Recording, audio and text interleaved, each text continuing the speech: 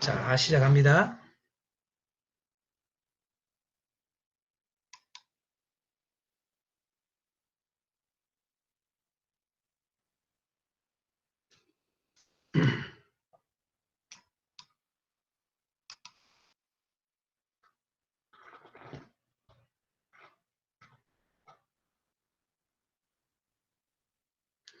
그 발표하는 것도 이렇게 맵 발표, 순차 발표, 개요 발표 이렇게 세 가지가 있는데 세 가지 중에 가장 그래도 괜찮은 게 지금 맵 발표 같아요. 제가 해보니까. 그래서 맵 발표를 저는 합니다.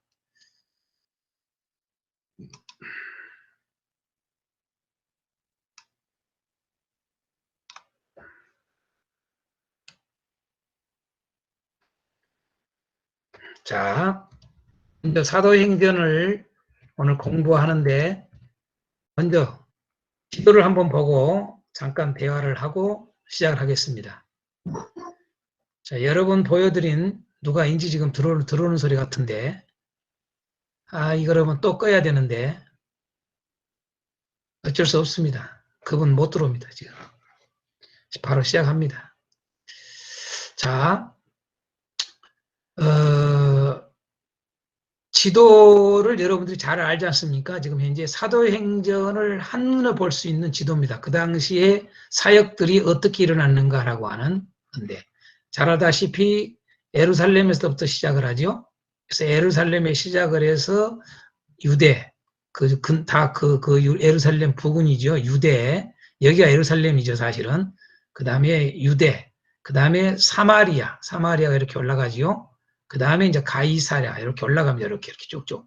이렇게 쭉 올라가서, 이렇게 올라가서, 그 다음에 이제 안디옥. 잘 아는 안디옥. 아주 대표적인 거점이 이 복음 전파의 거점 지역들이 예루살렘, 그 다음에 안디옥 대표적으로.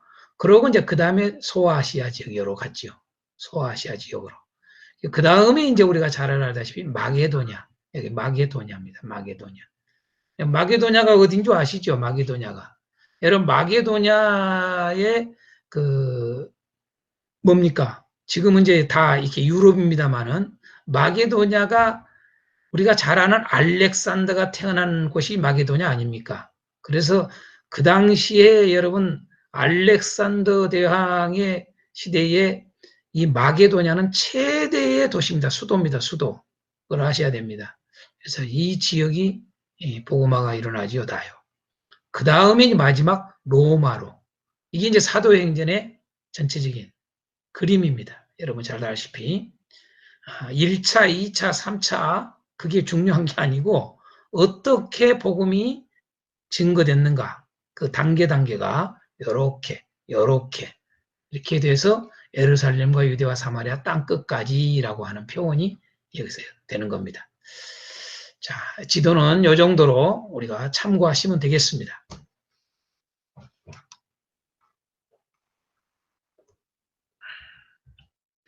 사도행전을 제가 들어가면서 이 질문을 던져봅니다. 잘 아는 말씀, 유라굴로 광풍에서 살아난 276명이 주는 의미는 뭘까라고 희한한 제가 질문을 해봅니다. 사도행전을 시작하면서 왜 이 질문을 할까? 유라굴로 광풍에서 살아난 사람들이 276명이었지요. 참고로 여러분 세월호는 여러분 몇 명 탔는 줄 아십니까? 그때 이 유라굴로 광풍에 태어난 이 배에 탄 사람들이 276명이었습니다. 총 인원이. 벌써 세월호가 상당히 세월이 됐습니다. 벌써 한 7년 됐죠. 476명이었습니다. 희한하죠. 276명인데 여기는 476명이었습니다. 근데 476명의 사람들 중에 여러분 304명이 죽었죠. 세월호는요. 유라굴로 광풍에 이 배에 탔던 사람들은 276명이었는데 여러분 한 명도 죽지 않았습니다. 놀라운 사실은. 여러분 광풍 그러니까 뭡니까? 우리가 요즘 말하는 큰 태풍입니다. 여러분요. 큰 태풍 한 번씩 오면은 배가 다닐 수가 없지요. 배 다 완전히 전복되지요. 여러분 생각하십시오. 지금부터 한 2000년, 약 2000년 전에 배하고 지금 배하고 생각해 보십시오. 비교가 안 되겠죠. 그때 배는 훨씬 더 지금보다 더 쉽게 넘어질 수 있겠죠. 그렇죠? 그런데 여러분 한 명도 죽지 않습니다. 제가 왜 이 질문을 할까요? 유라굴로 광풍에서 살아난 276명이 주는 의미는 라고 질문을 왜 할까요? 제가요. 어떤 사람들은 희한하게요. 276명이 주는 의미 그러니까 숫자에다가 막 무슨 영적 의미가 있는가 해가지고 그런 것을 생각을 하는 사람들이 있습니다. 그런 걸 말을 하는 사람들이 있습니다. 참 자꾸 지금 수락해달라고 지금 그런 것 같은데 죄송합니다. 아이고 한번 봐주겠습니다. 제가 죄송합니다. 여러분들에게 이해해 주시고 그분들을 수락 좀 해주고 하기로 합시다. 수락 좀 해주시고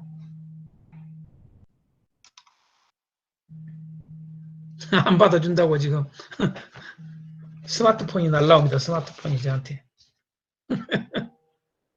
예, 들어오세요. 수락해 드릴 테니까.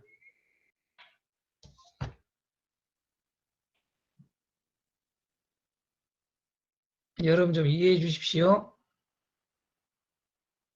자꾸 나한테 스마트폰도 연락 오고 여기에 띵동띵동 자꾸 나거든요. 수락해 달라고.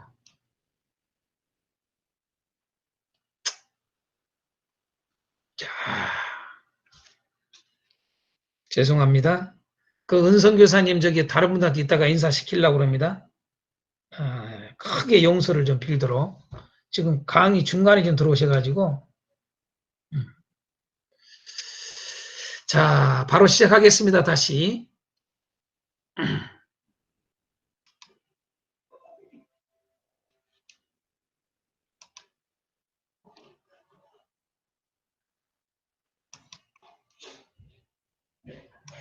이렇게 한 번씩 중간에 들어오시면은 몹시 힘듭니다. 다른 분들이. 저도 그렇고. 특별한 일이 있어가지고. 예, 꺼주세요. 예, 음소거 해주시면 됩니다. 이제 이따가 좀 사과하시면 됩니다. 276명이 주는 의미는 그래서 어떤 사람들은 이 숫자에 무슨 영적 의미가 있는가 막 그런 생각들을 합니다. 많은 사람들이. 제가 왜 이 질문을 던지느냐. 사도행전 그럼 얼른 생각을 많이 하신 게 다 뭡니까? 성령의 역사입니다. 성령. 그 성령의 역사를 하다 보니까 이 성령의 역사에 대한 부분들을 어떤 영적 무슨 경험들을 하는 거, 어떤 영적인 어떤 막 그런 행복, 기쁨 이런 거에다가 막 초점을 둡니다. 많은 사람들이요. 그리고 무슨 그렇게 신비한 어떤 체험들 이런 것들이 마음을 많이 두거든요. 우리가 실질적으로 성령의 그 사역들이라 해가지고 하는 걸 보십시오. 지금까지 교회 역사 가운데 현대 시대까지 성령의 그 사역이라고 그래가지고 하는 것들을 대부분 보십시오. 거의 어디에 치중을 합니까? 은사에 치중을 합니다. 은사에. 지금까지 그랬습니다. 은사에. 그래서 그 은사 중에 가장 대표적인 것이 뭡니까? 방언입니다. 방언. 그러니까 방언을 막 해야지 성령의 충만함이다. 이렇게 성령의 그 역사에 동참하는 일로 이렇게 교회가 이상한 쪽으로 이게 가버린 겁니다. 그리고 다 신비한 체험들이죠. 그러다 보니까 이걸 너무 과하게 이제 뭡니까? 자연스럽게 하나님의 철저한 주권에 의한 방언이 아니라 뭡니까? 뭐 롤롤롤롤롤 하라고 그런다든가 방언을 일부러 하라고 그러지 않습니까? 그게 이제 바로 우리가 그 현대 시대 와서 많이 상당히 전 세계의 교회를 휩쓸었던 운동 중에 하나가 뭡니까? 비냐드 운동이었죠. 그 비냐드 운동이 지금 신사도 운동과 연결된 거거든요. 지금은 신사도 운동이라고 그러죠. 이러한 것들이 지금도 많이 있습니다. 그래서 그건 사도행전을 너무 잘 이해하지 못하는 몰이해입니다. 몰이해. 이해를 잘 못해서 더 나아가서 교회가 이 성령의 역사를 왜 성령이 임하는가, 왜 성령에 충만해야 되는가, 왜 성령의 역사는 무엇을 말하는가, 이런 것들을 사도행전을 보면은 제대로 알 수가 있는데 그걸 잘못 이용을 하거나 잘못 알고 교회들이 이 성령의 역사를 끌어갑니다. 이것은 전혀 사도행전의 의미를 이해하지 못하는 일들이다. 그래서 교회에 그것은 악영향을 주게 됩니다. 아주 위험한 겁니다. 오늘 그래서 특별히 이 질문을 일부러 던진 겁니다. 제가요. 어떤 신비한 276이라는 숫자 안에 어떤 신비한 뭐가 있는 것처럼 생각하지 말라는 겁니다. 바로 276명이라고 하는 숫자를 사도행전에 기록해 놓은 것은 유라굴로 광풍에서 살아난 자가 276명이었더라라고 하는 것은 뭡니까? 사실적 기록을 한 겁니다. 사실적 기록. 어떤 영적 의미를 주려고 그런 게 아니라 사실적 기록입니다. 참고로 여러분들이 누가복음을 공부를 하시면서도 많이 경험을 했지만은 누가의 특징이 뭡니까? 사실을 기록이거든요. 역사적 기록이거든요. 실제적인 것을 정확하게 기록하는 것이 누가의 특징이죠. 바로 270명이라고 하는 숫자를 기록해 놓은 것은 바로 이러한 놀라운 역사에 살아남은 사람이 276명이었다라고 하는 것을 우리에게 알려줌으로 해서 바로 이 성령의 역사, 이 복음을 증거하는 곳에 어떠한 역사가 일어났는가라고 하는 사실적 기록을 우리에게 보여주고자 여러분 276명이라는 숫자가 기록됐다. 더 이상도 생각하지 말아라 라고 하는 것을 좀 말씀드리고자 합니다. 그 다음에 질문을 제가 너무 쉬운 질문인데 이렇게 했습니다. 성령이 임하신 목적은 무엇일까라고 했습니다. 성령이 임하신 목적. 여러분들은 지난 시간에 요한복음을 공부를 했습니다. 제가 요한복음에서 이제 구체적으로 장별로 들어가면은 그걸 다루는데 깊게는 안 다루는 것 중에 하나가 뭐냐면 사도 요한이 말하고자 하는 요한복음에서의 예수님, 좀 더 이야기하면 예수님의 죽으심이죠.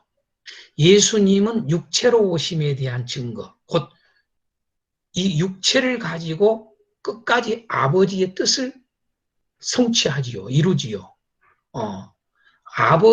완전히 이 연약한 육체를 가지고 완전히 우리를 사랑하시죠. 예. 그런데 그 성령이 사실은 그런 목적도 있지만은 또 하나를 이야기한다면은 예수님이 연약한 육체를 가지고 끝까지 죄와 싸워서 이기면서 십자가에 죽으신 것은 우리에게 성령을 보내주시기 위해서 죽으신 겁니다. 그게 이제 요한복음에서 아주 그걸 많이 강조합니다. 그래서 예수님이 죽으시지 않으면 성령은 결코 올 수가 없습니다. 이 말은요, 뭐 엄청나게 중요한 말인데, 제가 우리 한국 교회에 상당히 오래전에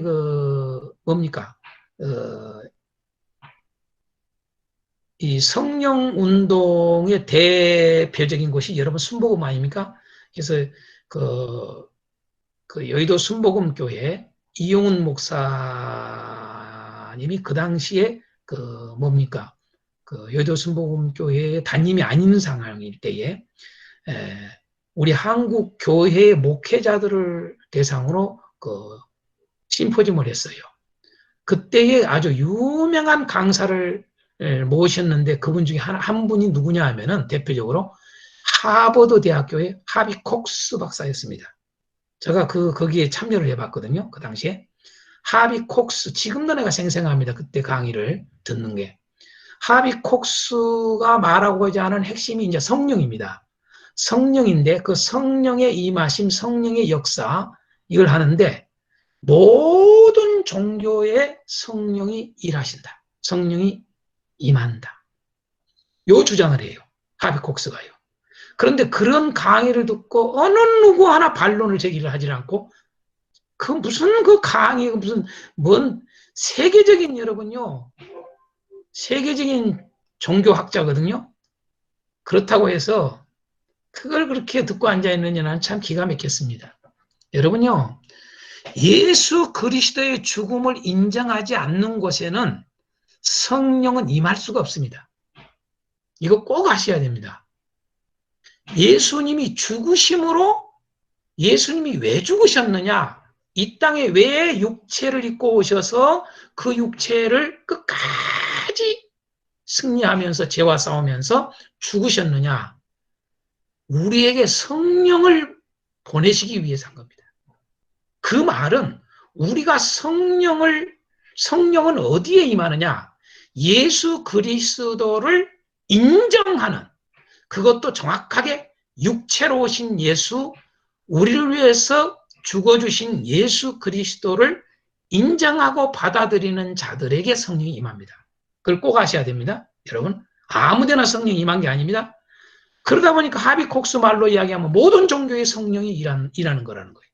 여러분, 영적인 어떠한 일들이 성령의 역사라는 거예요. 마귀 역사인데. 이렇게 이야기를 하는 거예요. 기가 막힙니다. 성령을 운동을 하는 그 당시에 이용훈 목사님이 그런 분을 모시고 하더라고요. 우리 한국교회 목사님들을 모시고 엄청나게 목사님들 많이 왔었습니다. 그만큼 성경을 모릅니다, 우리가요. 자, 성령이 임하신 목적은 정확하게 딱 하나입니다. 뭐라고요? 예수 증인입니다. 다른 데 있지 않습니다, 여러분요. 성령이 임하신 목적을 우리가 꼭 기억해야 합니다. 예수 증인입니다. 그러니까 오늘날 우리 교회가 성령이 임했느냐 안 임했느냐 뭘로 알 수 있을까요? 오늘 예수 믿는 사람들이 성령이 임했느냐 안 임했느냐 뭘로 알 수 있을까요? 여러분요, 예수님을 증거하는 거예요. 교회가 다른 것이 있는 게 아니라 교회가 오직 예수님을 증거하는 거예요. 그러면 그게 성령을 받은 교회예요. 그런데 다른 일로 교회가 어떤 활동을 하고 다른 것에 관심 있고 다른 걸 막 이야기를 하고 자랑을 해요. 그러면 성령이 임한 게 아닙니다. 거기는요. 전혀 성령이 무관한 교회입니다. 우리가 성령이 임하신 목적은 오직 예수 증인입니다. 다른 거 없습니다. 예수 증인. 예. 다른 이야기로 말해서 하나님 나라 전파, 이렇게 니코로 같이 씁니다. 성령이 임하신 목적은 예수님 증인요, 하나님 나라 전파다. 하나님 나라가 전파된다. 그 말은 다른 말로 말해서 예수가 증거된다. 같은 말입니다. 꼭 아셔야 됩니다. 하나님 나라는 예수가 증거된 나라. 예수가 주인된 나라. 예수님이 다스린 나라. 예수님이 주가 된 나라. 그게 하나님 나라입니다. 그래서 하나님 나라를 전파한다. 그건 예수를 전파한다. 같은 의미입니다. 그 다음 질문을 들어가겠습니다. 그러면 성령은 어떻게 받는가라고 하는 겁니다. 과연 그러면 성령은 어떻게 받을까라고 하는 거예요. 여러 가지를 여러분 말을 합니다. 사도행전은 여러 가지 이야기들이 있습니다. 몇 가지가. 뭐 기도할 때부터 시작해서 쭉 있습니다. 여러분요, 성령은 어떻게 받느냐? 핵심이 순종입니다. 순종. 이게 기준입니다. 여러분, 기도 많이 한다고 성령을 받는다? 오해될 수 있습니다. 잘못하면요. 상당히요. 핵심이 거기에 기본이 순종이 돼야 됩니다. 순종하는 자에게 성령이 임합니다. 여러분, 그게 5장 32절에 나오죠. 사도행전에. 순종하는 자에게 성령이 임한다고. 그걸 다른 말로 말해서 예수를 믿는 자에게 그 말이에요. 그래서 갈라디아에서 바울 사도는 너희들이 성령을 어떻게 받았느냐, 언제 받았느냐 그러잖아요. 예수를 믿을 때 받지 않았냐 이렇게 말하잖아요. 근데 그 예수 믿음을 저버리냐? 다시 저 율법으로 가냐? 이게 갈라디아에서 이야기합니다. 쉽게 얘기해서. 예? 예수를 믿음으로 성령을 받지 않냐? 그래서 예수 믿음이라는 말은 순종한다는 말과 니코르입니다. 꼭 기억해야 됩니다. 성경은요, 믿음과 예수를 믿는 것과 순종, 이 믿음과 순종은 하나지 별개가 아닙니다. 많은 사람들이 믿음 이야기하는데 순종을 안 합니다. 그건 믿음을 갖지 않는 겁니다. 안 믿은 거예요. 성경은 믿음과 순종을 하나로 이야기하고 있음을 꼭 알아야 됩니다. 그래서 교회가 바로 성령을 언제 받냐? 순종할 때 성령을 받는다. 이걸 꼭 잊지 말아야 됩니다. 그래서 이런 표현을 썼습니다. 성령 충만이라는 의미가 뭘까? 제가 여기다 넣어놨습니다. 그냥 성령 충만이라는 의미가 뭘까? 여러분 성령 충만이란 여러분 예수 그리스도를 드러내는 게 성령 충만입니다. 다른 거 이야기할 필요가 없습니다. 아, 방언을 한다, 뭐 한다. 여러분 그게 성령 충만 아닙니다. 꼭 아셔야 됩니다. 예수님을 드러내는 게 성령 충만입니다. 방언을 하는 것은 예를 들어서 방언을 하는 것은 성령이 임했다라고 하는 표로 보여주는 겁니다. 가장. 그러나 여러분 예수님을 드러내지 않는 방언은 아무 의미가 없습니다. 이게 핵심을 알아야 됩니다. 우리가. 예수 그리스도를 드러내는 게 성령 충만이다. 이 이야기를 제가 왜 하느냐. 여러분 사도행전을 읽으면 이게 딱 답이 나와야 됩니다. 제가 요약해서 말을 한 겁니다. 사도행전을 한마디로 말해서 성령 충만은 예수 그리스도를 드러냅니다. 딱 이렇게 정의 내려놓습니다. 그걸 여러분이 사도행전을 보고 보시지 않으면 사도행전을 다시 보셔야 됩니다. 자, 다음 질문으로 또 들어가겠습니다. 교회를 한마디로 표현한다면 뭐라고 표현할까 그랬습니다. 교회를 한마디로 표현한다면 뭐가 교회일까? 자, 예수 증인입니다. 교회는요. 다른 게 있지 않습니다. 교회 그럼 예수 증인. 그래서 예수님을 증거하는 사람들이죠. 그게 교회입니다. 그래서 예수님이 교회를 세운다 그러셨고 그 교회를 내 몸된 교회, 나의 몸된 교회 이렇게 말했어요. 핏값으로 샀다 그랬어요. 교회를 핏값으로 샀다. 예수님 십자가에 죽으심으로 샀다는 말 아닙니까? 핏값을 하는 건 뭐예요? 왜 핏값? 증거하라고요. 자신을 증거하라고, 예수님을 증거하라고. 그게 교회다라고 하는 거죠. 다른 게 있지 않습니다.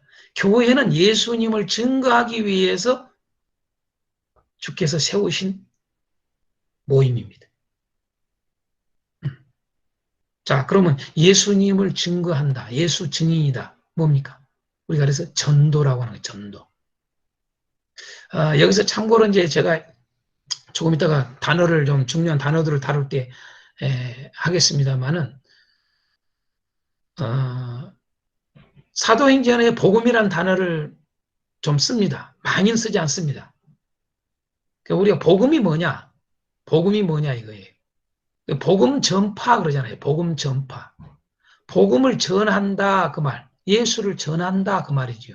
그래서 복음을 전한다는 말을 크게 우리는 둘로 지금 사용하지 않습니까? 하나는 전도, 그 다음에 하나는 선교. 같은 말이거든요. 전도와 선교는 다른 게 아니라 같은 의미란 말이죠. 예수를 전한다라고 하는, 복음을 전한다, 그것을 좀 구체적으로 다른 표현을 쓸 때 전도한다, 선교한다, 같은 말이죠. 그런데 우리가 여기서 중요한 게 있습니다. 예수를 증거하는 데에는 자, 전도, 말로 하는 거, 말로 전하는 거, 여러분요, 말로 전한단 말이에요. 가장 핵심 중에 하나가 말로 전하는 거예요. 그 다음에 삶으로 증거하는 거예요. 꼭 이거 두 가지를 같이 생각해야 됩니다. 다음 시간에 로마서 할 때 여러분들이 좀 또 참고로 로마서 16장 같은 데서 15장 같은 데서 여러분 그 전도에 대한 부분들이 다뤄지거든요. 15장에. 그러면 15장의 전도에서 핵심된 게 두 가지입니다. 두 가지. 하나는 뭐냐라면 선이에요. 삶이에요. 삶. 선. 선한 삶이에요. 선을 나타내는 거예요. 그래서 선이 가득하고 그렇게 나와요. 그 다음에 뭡니까? 여러분, 말을 하는 거예요. 지식이 필요해요. 예수님을 아는 지식이 필요하다고요. 그 지식과 삶이 바로 증인이에요, 증인. 증인의 모든 것이 되는 거예요. 증거하는 모든 것이 돼요. 그래서 여러분 삶에 대한 이야기가 언급이 된 거예요. 우리가 잘 알다시피 제가 한 두 군데를 노트화했습니다. 한번 읽어보겠습니다. 그들이 사도의 가르침을 받아 서로 교제하고 떡을 떼며 오로지 기도하기를 힘쓰니라. 사람마다 두려워하는데 사도들로 말미암아 기사와 표적이 많이 나타나니 믿는 사람이 다 함께 있어 모든 물건을 서로 통용하고 또 재산과 소유를 팔아 각 사람의 필요를 따라 나눠주고 날마다 마음을 같이하여 성전에 모이를 힘쓰고 집에서 떡을 떼며 기쁨과 순전한 마음으로 음식을 먹고 하나님을 찬미하며 또 온 백성에게 친송을 받으니 주께서 구원받는 사람을 날마다 더하게 하시니라. 2장 42절 47절 말씀. 더 참고로 4장 32, 35절에도 믿는 무리가 한 마음과 한 뜻이 되어 모든 물건을 서로 통용하고 자기 재물을 조금이라도 자기 것이라 하는 이가 하나도 없더라. 사도들이 큰 권능으로 주 예수의 부활을 증언하니 무리가 큰 은혜를 받아 그 중에 가난한 사람이 없으니 이는 밭과 집 있는 자는 팔아 그 판 것의 값을 가져다가 사도들의 발 앞에 두매 그들이 각 사람의 필요를 따라 나누어 줌이라. 자, 교회의 모습입니다, 지금. 초대교회 우리가 잘 아는 모습이에요. 이 초대교회 이 모습이 뭐예요? 여러분, 교회가 곧 하나님 나라예요. 지금 하나님 나라의 모습을 보는 거예요, 여러분요.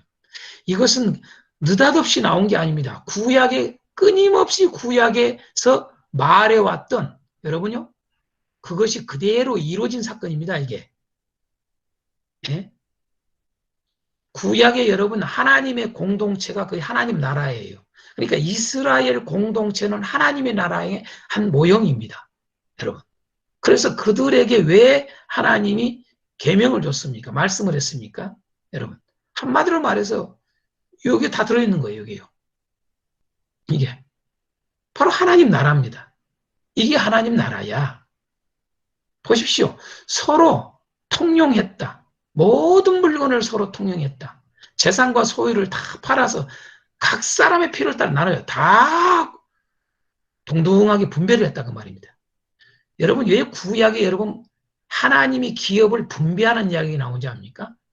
그 다음에 왜 하나님이 여러분요 여러분 각자의 하나님이 주신 소유에 대해서 여러분 그 경계를 절대 침범하지 말라고 한 줄 아십니까? 그걸 아무에게나 팔지 못하게 한 줄 아십니까? 그리고 그것이 예를 들어서 빚 때문에 다른 사람한테 넘어갔다 할지라도 여러분 안식년이 되면은 아니면 7년이 되면 다시 돌아오도록 하는 거였습니다. 7년이죠. 그렇죠? 또 50년, 2년.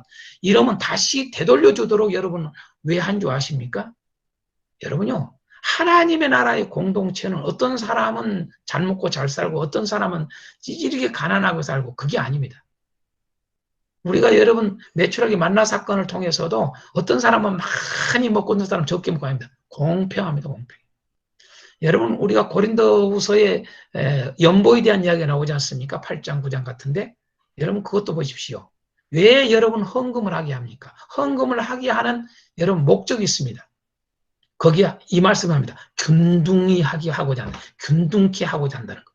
여러분요, 교회의 공동체는요, 어떤 사람은 잘 살고 어떤 사람은 못 살고 아닙니다. 그건 하나님 나라가 아닙니다. 하나님 나라는 여러분요, 아주 그게 교회가 하나님 나라가 돼야 되는데 오늘 우리 교회가 과연 하나님 나라인가를 보십시오. 잘 보십시오. 하나님 나라가 된 교회가 과연 얼마나 있을까 한번 질문해 봐야 됩니다. 자, 이런 모습들이 여러분 되지를 않습니다. 이런 모습들이. 왜 그럴까요? 여러분요. 예수로 충만하지 않다는 증거를 그냥 반증하는 겁니다. 어떤 대전의 어느 교회 감리교회 어느 큰 교회 목사님이 이 사도행전 이런 것들 이야기를 할 때, 이런 건 옛날 역사래요. 옛날 역사. 옛날의 역사지 우리의 기준이 아니라는 거예요. 이런 소리를 해요. 여러분요, 이건 진짜 참 하나님 앞에 죄 짓는 일이에요. 그러니까 그걸 성경을 모르는 거예요, 성경을요. 응? 하나님 나라를 모르는 거예요. 하나님 나라를. 그래서 오늘날 우리가 방금 전에 앞부분에서 질문을 했는데 성령 충만에 대해서 성령을 받는 거 이런 거 다 했는데 성령 충만이 뭐냐 이 말이에요. 성령 충만의 증거가 요거 이런 거요. 바로 이런 삶이에요. 이런 삶. 하나님 나라가 이루어지는 거예요. 그래서 하나님 나라는 현재적이면서 미래적이라고 이렇게 나잖아요. 예? 이미 아직. 이미 이루어진 거예요. 교회는 여러분이 하나님 나라가 이루어진 이야기예요.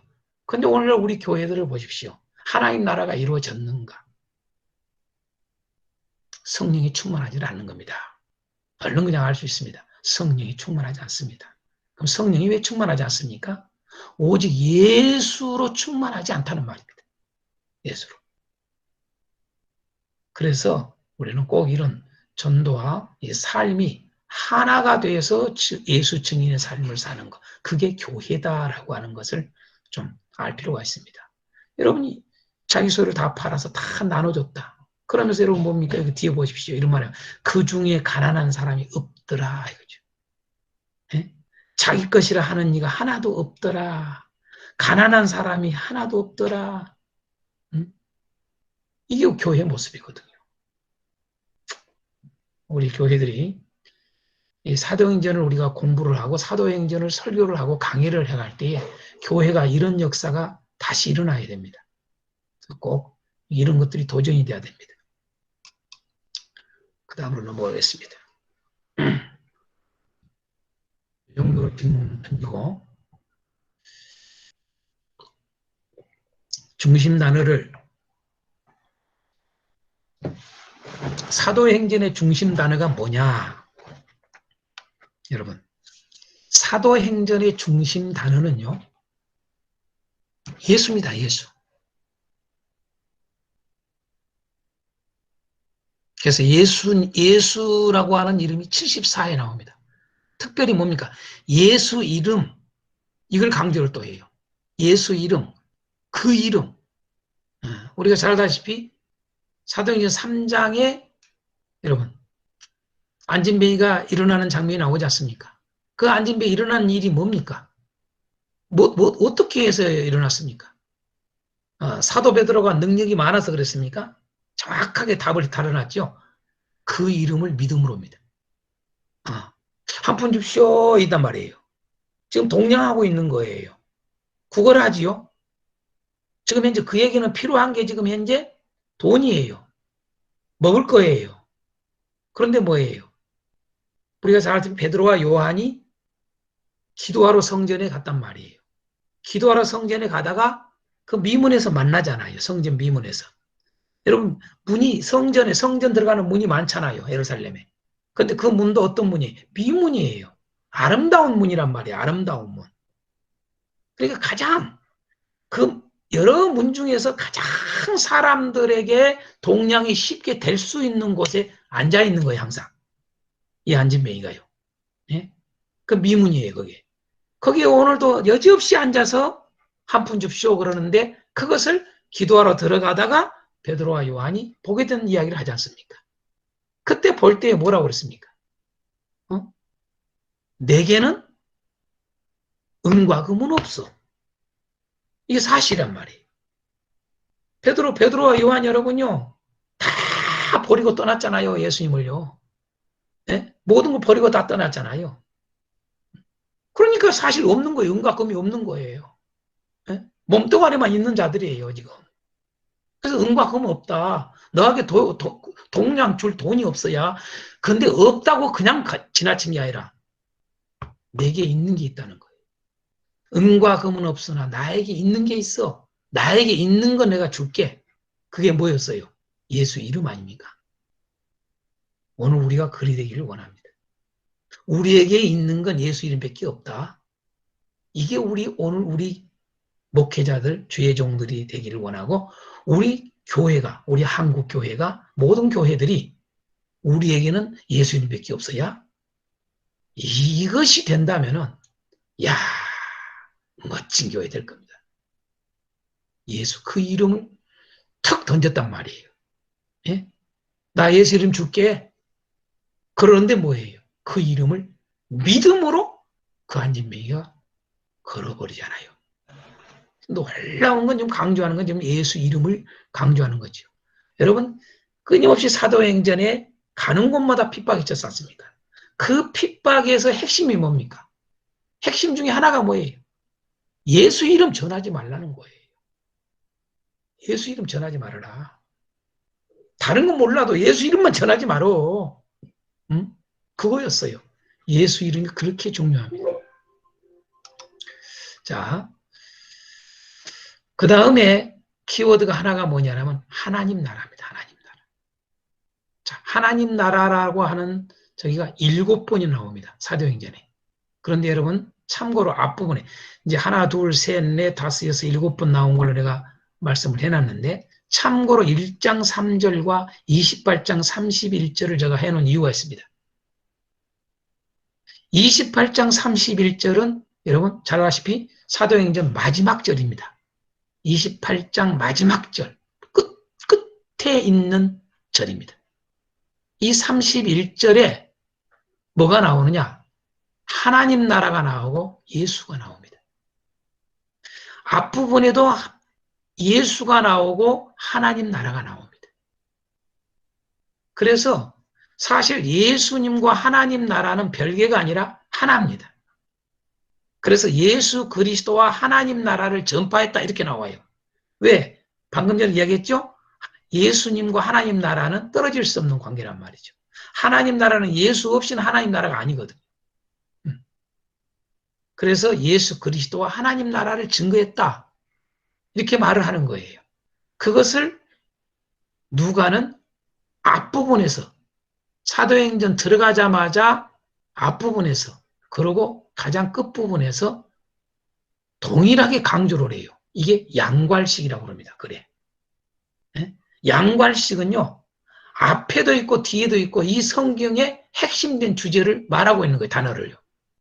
그러면 이건 빼도 박도 못하게 사도행전은 이야기다라고 하는 걸 그냥 알아야 됩니다. 사도행전은 사실 키워드를 찾기가 쉬운 겁니다. 왜? 양괄식으로 되어 있기 때문에. 그래서 여러분 중심 단어를 찾는 것은 여러 가지 중에 가장 대표적인 게 이 앞에 글과 뒤에 글을 딱 그것만 봐도 키워드를 찾는 겁니다. 정확합니다. 그래서 사도행전 전체가 예수 그리스도와 하나님 나라를 증거하고 있는 겁니다. 핵심은. 그게 핵심입니다. 그래서 지금 현재 여기 예수님에 대해서 한 걸 더 많이 쭉 이렇게 해놨지 않습니까? 제가 참고로 보시라고 했습니다. 꼭 잊지 마십시오. 예수 그리스도와 하나님 나라. 그것이 여러분 중심 단어다. 사도행전의 키워드다. 예수 그리스도와 하나님 나라. 이겁니다. 여기에 조금 더 첨가해서 해줄 게 있습니다. 그 외에 중요한 단어를 좀 다루겠습니다. 그 외에 중요한 단어 첫 번째가 뭐냐면 증인이라는 단어, 증거라는 단어, 증언이라는 단어. 이 단어가 40회 나옵니다. 자, 그러면 이제 이해가 되시죠? 예수 그리스도와 하나님 나라를 증거한다. 이 말이에요. 사도행전은 그거예요. 예수 그리스도를 증거하는 사람, 증인. 하나님 나라를 증거하는 사람, 증인입니다. 네? 하나님 나라를 증언하는 거예요. 예수 그리스도를 증언하는 거예요. 그래서 증인, 죄송합니다. 증인. 목사님 조금만 글자 크기를 조금만 크게 좀 해주세요. 예. 됐습니까? 예. 자, 증인, 증거, 증언. 이거 40회나 나옵니다. 그래서 사도행전을 한마디로 말해서 딱 핵심된 단어가 알고 보면은 예수 그리스도와 하나님 나라 증인입니다. 다른 말로 해서 예수 그리스도 하나님 나라 증거. 또 다른 말로 말하면 예수 그리스도 하나님 나라 증언. 이렇게 해도 되는 겁니다. 그래서 거기에 관련된 성경 구절들이 꽉 찼습니다. 한 40회 정도 나옵니다. 특별히 더 여러분이 하겠습니다. 제가요. 이 증인, 증거이라는 것을 더 여러분 추가적으로 강조하기 위해서 말하다라고 하는 단어가 100회 이상 나옵니다. 사도행전에.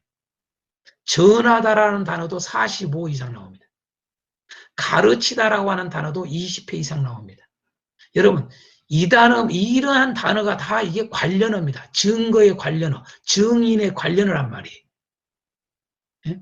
그럼 보십시오. 40회에다가 165회만 해도 어떻게 200회가 이상이나 증인에 대한 이야기를 단어를 쓰고 있다는 거.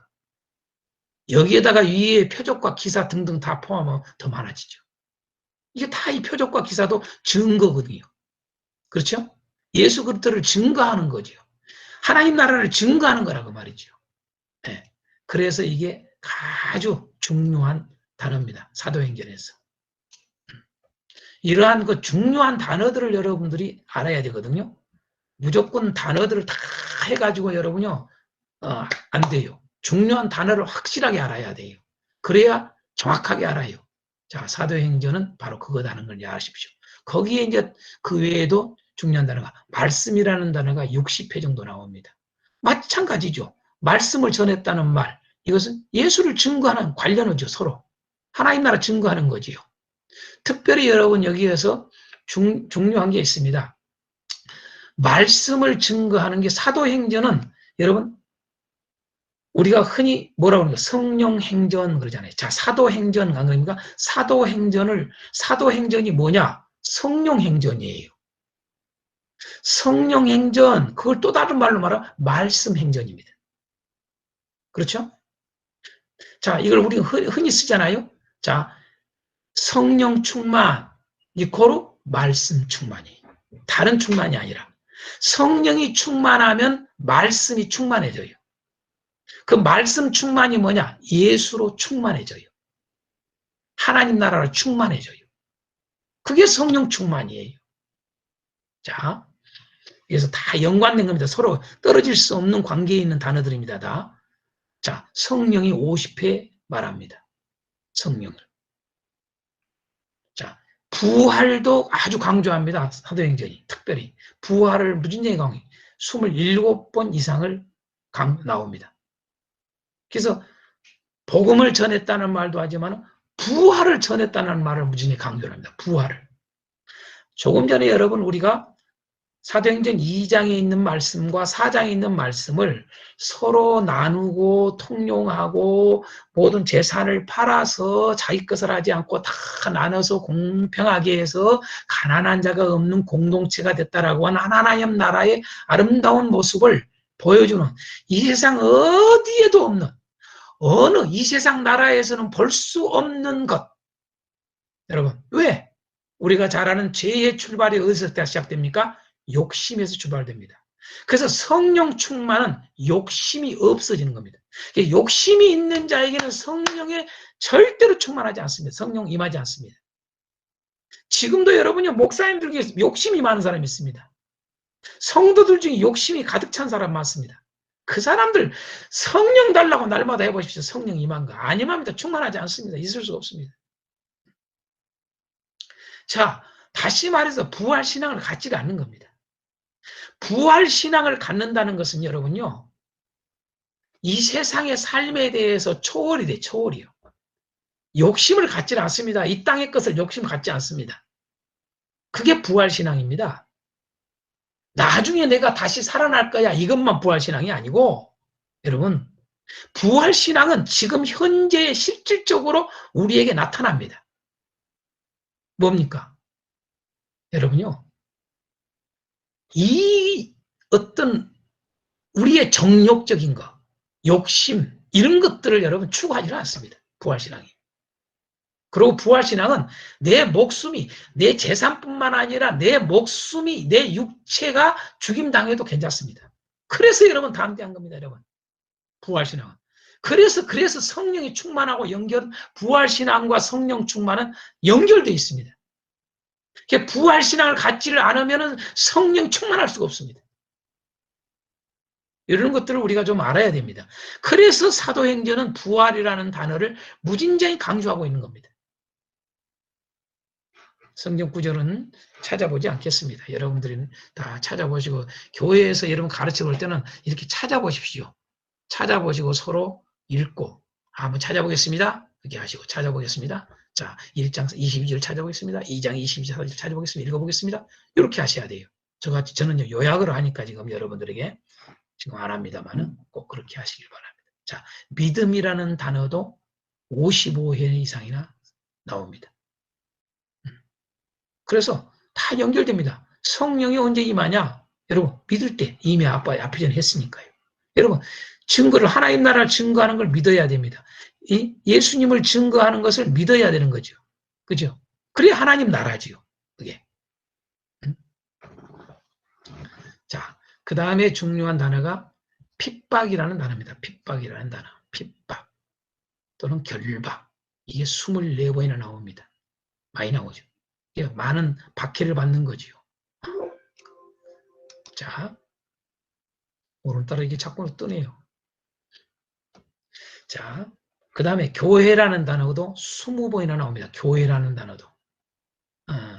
성경 전체에 한 교회라고 하는 단어는 111회 정도 나옵니다. 성경 전체에. 근데 복음서는 마태복음에만 두 번 나옵니다. 교회라는 이름이.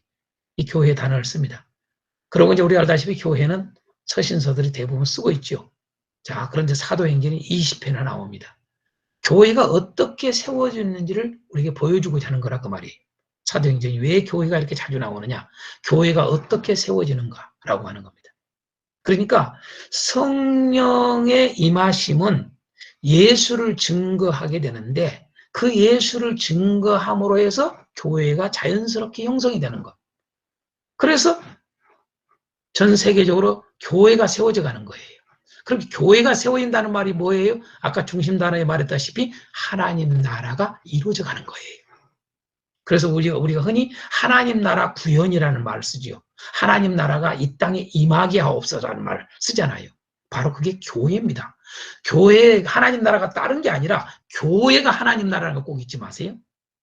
그런데 오늘 우리 교회가 하나님 나라의 모습을 보이지를 않기 때문에 문제가 되는 겁니다. 사실은. 교회는 하나님 나라를 보여준 유일한 여러분 도구입니다. 자, 마지막으로 그 외에 중요한 단어가 담대히라는 단어 12번 나옵니다. 담대히. 헬라어로 알다시피 파르레시아라는 말이에요. 파르레시아라고 하는 말인데 이 파르레시아라는 말은 파스라고 하는 단어와 그 다음에 레오라는 말, 류라고 읽어도 돼요. 류라고 해요. 류라고 해도 돼요. 류라고 하는 단어가 합성이 돼서 나온 단어입니다. 다시 말해서 파스는 어떤 것이든지 모든 것을 말하는 거죠. all이죠, all. 어떤 것이든지. 어떤 것이 말한다라고 하는 단어입니다. 담대히라는 단어가. 다시 말해서 모든 것을 거침없이 말한다라는 말이에요. 어떤 것이든지 자신 있게 말한다라는 뜻이에요. 무엇이든지 숨김없이 말한다는 뜻이에요. 하나님의 말씀은 무엇이든지 거리끼지 않고 전한다는 뜻입니다. 여러분 사도들이 사도행전에 보면은 바로 복음을 어떻게 전했습니까? 하나님 나라를 어떻게 증거했습니까? 바로 여러분요.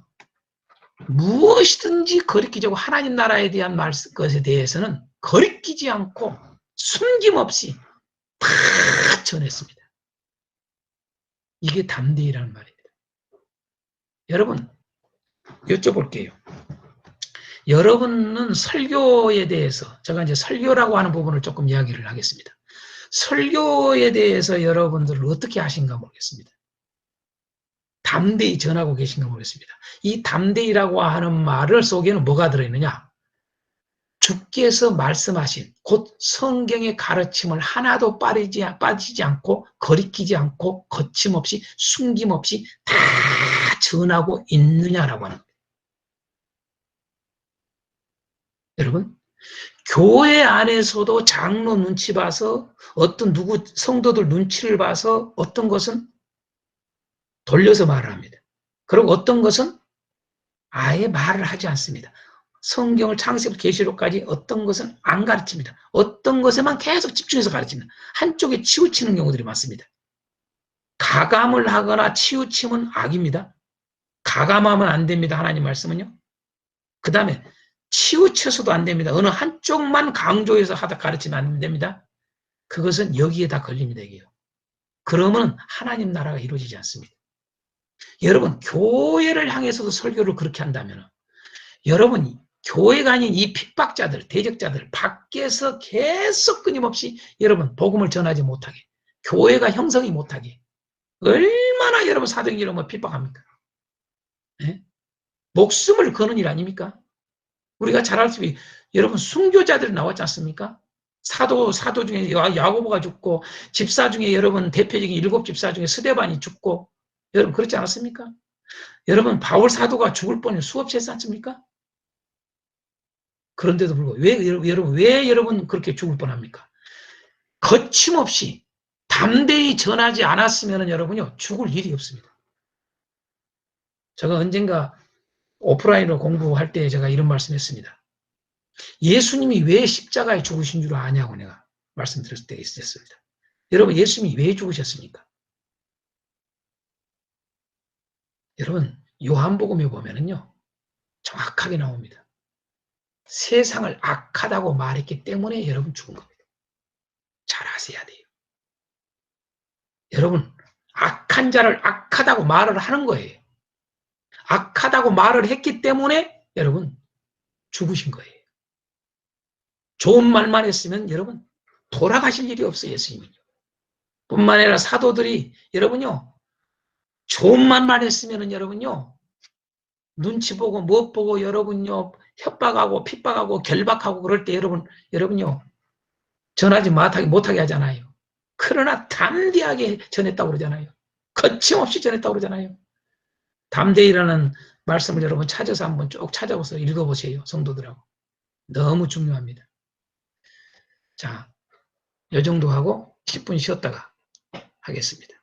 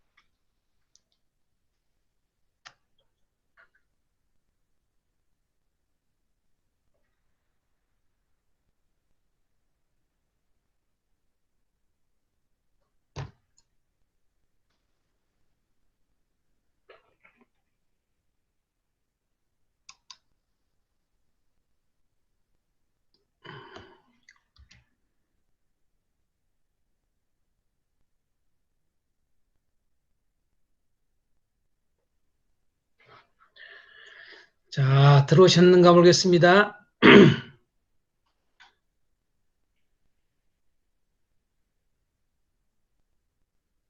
시작하겠습니다.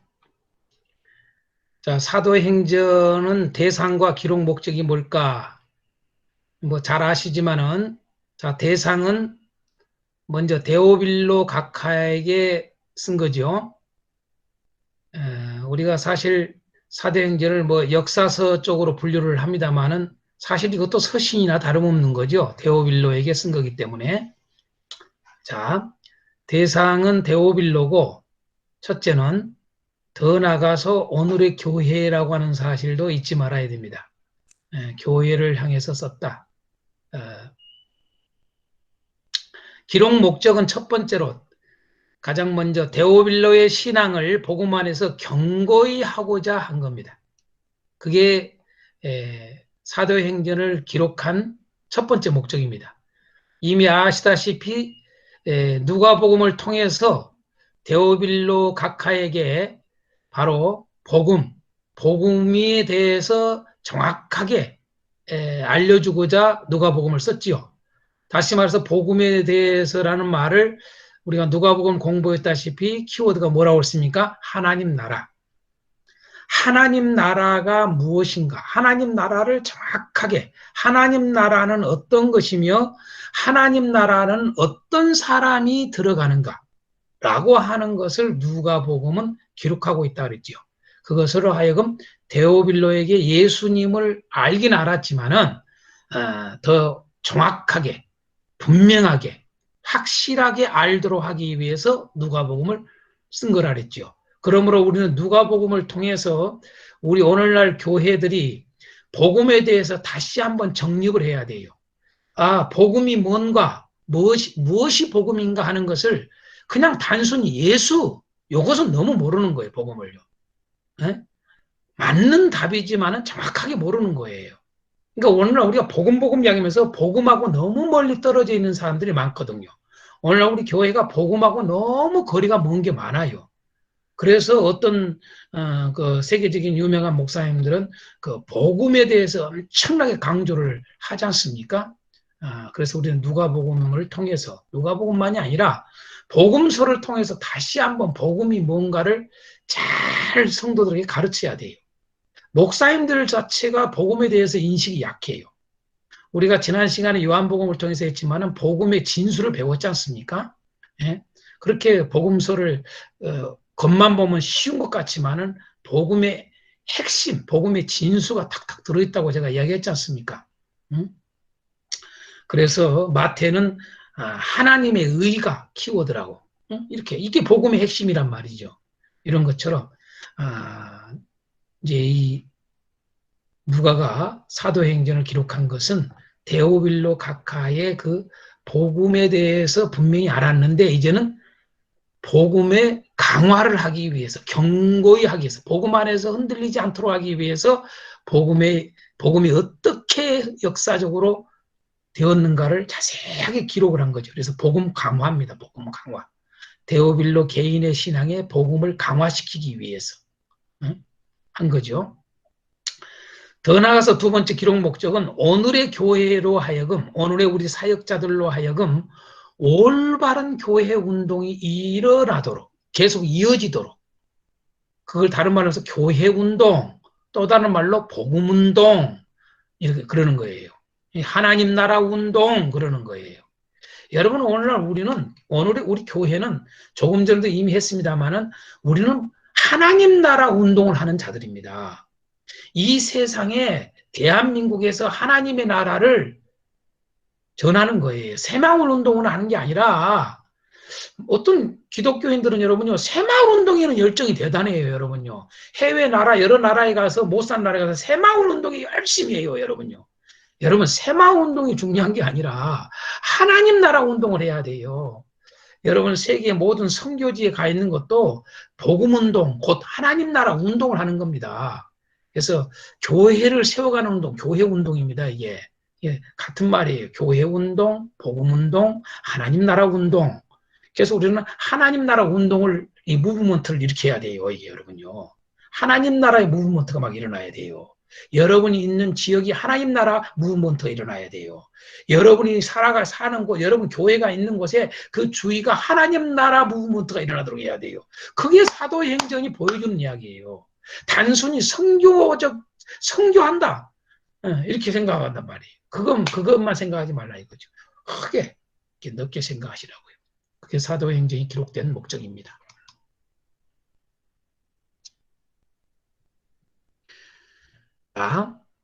그러니까 사도행전을 통해서 복음을 전파하는 데 있어서 중요한 세 가지가 있음을 꼭 기억해야 합니다. 이건 아주 이게 복음 전파에서 우리가 잊지 말아야 될 아주 중요한 것입니다. 이게 꼭 기억해야 될 게 있습니다. 크게 세 가지인데 그게 첫 번째로 뭡니까? 한번 읽어봅니다. 시작. 모든 일의 중심에 성령의 일하심과 이끄심이 있다. 여러분, 모든 일들마다 그 중심에는 성령의 일하심, 성령의 이끄심이 반드시 있습니다. 그것이 사도행전 처음부터 끝까지 1장서부터 28장 전체적으로 아주 다 산재되어 있습니다. 응? 여러분 이것도 하나씩 찾아보시기 바랍니다. 자, 예루살렘에서부터 복음이 시작되잖아요. 하나님 나라 운동이 일어나잖아요. 교회가 세워지는 일들이 일어나잖아요. 그 중심의 핵심이 뭐라고요? 성령의 일하심과 이끄심이란 말이죠. 우리가 알다시피 사도행전 1장 8절서부터 시작해서 2장 4절에 4장 8절에 여러분 이런 건 찾아서 다 한번 읽어보셔야 됩니다. 네? 제가 그냥 안 찾아봅니다. 꼭 찾아서 보시기 바랍니다. 성도들하고 꼭 또 찾아보시고 전체적으로 5장 3절, 6장 3절, 쭉 7장에 8장에 9장에 10장, 11장, 13장, 15장, 16장, 19장, 20장, 21장, 28장 골고루 이렇게 돼 있어요. 복음 전파에서 아주 중요한 것 첫 번째 뭐다? 모든 일 중심에 성령의 일하심과 이끄심이 있다라고 하는 거. 이게 첫 번째 중요한 거고요. 두 번째로는 모든 일의 중심에 복음이 있다라고 하는 거. 아주 이 핵심입니다. 모든 일의 중심에 복음이 있다. 곧 복음이 뭐예요? 하나님 말씀이 있다 그 말이에요. 그래서 여러분 말씀이 왕성해졌다는 말을 강조하잖아요. 말씀이 점점 말씀이 왕성해졌다. 그러니까 성령의 일하심에는 니코로 따라가는 게 반드시 하나님의 말씀이 왕성해지는 거예요. 하나님의 말씀을 증거하는 거지 다른 걸 증거하는 게 아니라 그 말이죠. 그게 뭐예요? 곧 예수 증거하는 거죠. 그러니까 하나님의 말씀을 통해서 예수를 증거하는 거예요. 기적을 베풀고 그런 병을 고치고 안진병이를 일으키면서 결국 그것을 통해서 예수를 증거하는 거예요. 성경을 가지고 성경의 선지자들이 이런 말을 했다, 이런 말을 했다, 이런 말을 했다 하는 것을 쭉 말을 하지 않습니까? 예? 그게 하나님 말씀이죠. 하나님의 말씀을 가지고 그것이 바로 예수에 대한 이야기야. 아, 베드로도 설교를 할 때, 구약에 있는 모든 말씀들을 이야기하잖아요. 이 말씀들이 예수에 대한 이야기야. 스데반도 구약에 있는 말씀을 가지고 쭉 하면서 예수에 대한 이야기야 이게 바로 라고 사도 바울도 하나님 말씀을 가지고 증거를 하잖아요. 여기 가서든 저기 가서든 어디를 가서든 하나님의 말씀을 증거하잖아요. 여러분요. 뭐예요? 예수라고. 이 말씀이 예수를 증거하고 있는 거야. 이 말씀이 예수 안에 살아가는 삶을 말하는 거야 라고 하는 것을 끊임없이 강조하고 증거하죠. 곧 복음이죠. 모든 일의 중심에 복음이 있음을 꼭 기억해야 됩니다. 세 번째로 모든 일의 중심에 기도가 있다라고 하는 거. 예. 이것도 마찬가지로 1장서부터 28장까지 고루 분포되어 있습니다. 1장에 쭉 2장, 3장, 6장, 8장, 9장, 10장, 12장, 13장, 14장, 16장, 20장, 21장, 22장, 28장 이렇게 기도가 모두 기도를 그렇게 강조를 합니다. 무진장 이 세 가지는 중요합니다. 성령의 일하심, 말씀의 증거, 말씀이 왕성해지는 거, 복음이 증거되는 거, 기도가 있는 거. 그래서 성령, 복음, 기도 이것은 떨어질 수가 없는 거죠. 매우 중요합니다. 여러분 이 말 속에는 우리가 꼭 알아야 됩니다. 기도가 어떤 기도를 했느냐 질문 던져야 됩니다. 모든 일 중심의 기도라고 그러는데 어떤 기도를 했는가 쭉 보십시오. 다 이 기도가 복음, 예수를 증거하기 위한 겁니다. 다른 기도가 아니라 예수를 증거하기 위해서 교회들이 오직 예수를 증거하기 위해서 기도를 하는 겁니다. 성령이 왜 임했느냐 1장 8절에도 여러분 예수를 증거하기 위해서 간절히 기도했더니 성령이 임한 것입니다. 그래서 제가 아까 이야기했죠. 처음에 앞부분에 질문할 때 성령 충만과 예수 충만. 성령 충만은 예수 증인이 된다고. 그래서 우리는 우리의 기도를 점검을 해야 돼요. 오늘날 우리 교회에 성령이 충만하지 않는 이유, 말씀이 왕성하지 않는 이유. 여러분, 그건 기도가 기도에 문제가 있어요. 기도의 방향이 잘못되어 있는 거예요. 기도의 제목들이 잘못되어 있는 거예요. 그거 점검할 필요가 있습니다. 그래서 이 세 가지가 복음 전파에 있어서 중요한 세 가지입니다. 성령의 일하심, 복음 전파, 기도하는 것. 이 세 가지는 떨어질 수 없는 중요한 복음 전파의 핵심 요소입니다. 핵심 요건입니다. 다시 말해서 교회는 오직 하나님 나라의 세계관으로 세워져 가야 함을 우리에게 보여주는 거예요. 이 세 가지가 이렇게 됐을 때만이 하나님 나라가 이루어지는 거예요. 하나님 나라의 세계관으로 교회들이 세워져 가는 거예요. 오늘 우리 교회가 하나님 나라의 가치관, 하나님 나라의 세계관으로 과연 세워져 있는가를 잘 보십시오. 오합지졸이에요, 교회가요. 하나님 나라 세계관이 약해요. 이러한 것들을 우리가 오늘 사도행전을 공부를 하면서 이 엑기스를 붙들고 가야 돼요. 이러한 것들을. 그래야 하나님 나라 세계관이 세워져 가는 겁니다. 자, 이 정도로 뭐 찾지 않으니까 많이 시간이 빨리빨리 갑니다. 제가 오늘은 이걸 일부러 노트화를 안 한 이유가 있습니다. 제가 여러분들에게 조금 더 다뤄주고 싶은 게 있어서 지금 이렇게 오늘은 좀 넘어갑니다. 빨리 시간을. 자, 이 정도만 해도 좀 핵심이 된 것들이 여러분들에게 좀 강화가 됐을 줄 압니다.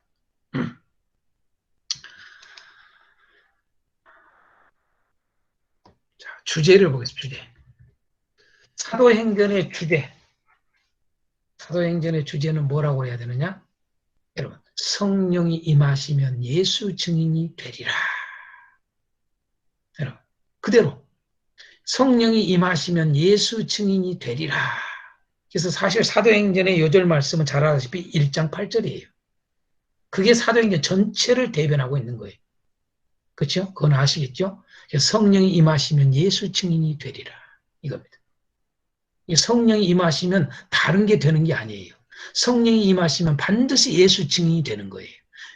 그렇죠? 그래서 우리는 이것을 갖다가 보통 되리라고 안 쓰고 성령이 임하시면 예수 증인이 되라. 이렇게 명령형으로 쓰는 사람들이 많아요. 저는 그렇게 쓰고 싶지 않아요. 성령이 임하시면 예수 증인이 되리라로 쓰세요. 그대로 그냥. 왜 그런 줄 아시겠죠? 여러분, 우리가 잘 알다시피 예수의 증인이 됐던 사도들을 보십시오. 또 그러니까 사도행전에는 사도들 중에서도 핵심된 사도 몇 사람 이야기하고, 그 다음에 여러분요, 일반 평신도 중에 집사 중에 여러분 빌립과 스데반 집사. 딱 두 사람 이야기에 사실은 알고 보면 예수 증인의 일들이요. 뭐 다른 사람들, 다른 사도들 증거한 이야기 별로 없어요. 거의 없죠, 다. 응? 그러니까 이 성령이 임하시면 예수의 증인이 되리라고 왜 해야 되느냐? 그 사도들을 보십시오. 성령이 임하기 전까지의 모습하고 성령이 임하신 이후의 모습을 보시라고요. 성령이 임하기 전까지는 그들이 두렵고 떨려서 문고리 잠그고 있잖아요. 문고리 다 잠그고 꼼짝도 못 하잖아요. 나오지를 못하잖아요. 그리고 우리가 1장에 알다시피 뭡니까? 왜 예루살렘 떠나지 말라고 그래요? 두려우니까 여러분 떠나려고 지금 마음까지 있는 거예요. 예? 예루살렘을 떠난다는 것은 여러분요, 정말 유대인들에게는 있을 수가 없는 일이에요.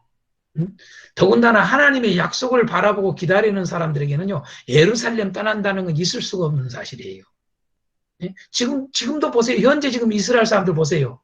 예루살렘을 얼마나 중시 여겨요, 여러분요. 예? 어떻게 해서라도 그놈 회복해서 하려고 그러죠. 절대 여러분요. 그게 예루살렘이에요, 여러분요. 근데 그들이 예루살렘을 왜 떠나지 말라고 했으면 그래요? 두려우니까. 그래서 그들은 문고리만 잠그고 있었잖아요. 그런데 성령이 임하니까 어떻게 돼요? 문고리가 어디가 있어요? 핍박이 어디가 있어요? 감옥에 가둬도 예수 증거하고, 칼로 그냥 목을 베도 그냥 여러분요, 예수 증거하고, 그러지 않습니까? 예? 채고랑에 채여서 여러분 감옥에 꽁꽁 묵혀 있어도 여러분 예수 증거하고, 예? 예? 죄수로 끌려 저 멀리 죽음의 고비를 수없이 당하면서 가고 있어도 여러분 예수 증거하고, 그런 상황에서도 그럼 왜 그러냐 이 말이에요. 성령이 임하니까. 성령이 임하니까. 그러니까 성령이 임하시면 예수 증인이 되리라. 이렇게 주제를 해놔야 성도들이 예수 증인에 대한 간절함, 딱 두 단어예요. 예수 증인, 그 다음에 성령이에요. 사도행전을 통해서 예수를 증거해야 돼. 예수를 증거해야 돼. 근데 그 예수를 증거하기 위해서 성령이 임해야 돼. 요거예요. 그러니까 우리가 성령을 왜 받기를 원하냐 이 말이에요. 무슨 능력 이런 생각들을 해요. 그러니까 목사님, 제가 옛날에 금식을 40을 할 때 그래요. 목사님들이 와서 인사한 게 그거예요, 저한테. 목사님들이 이구동성하란 말이에요. 아, 이 목사님 능력 받았어? 그게 첫 질문이야. 나는 깜짝 놀랐어요. 정말 저 별로 안 좋았거든요. 그런 질문을.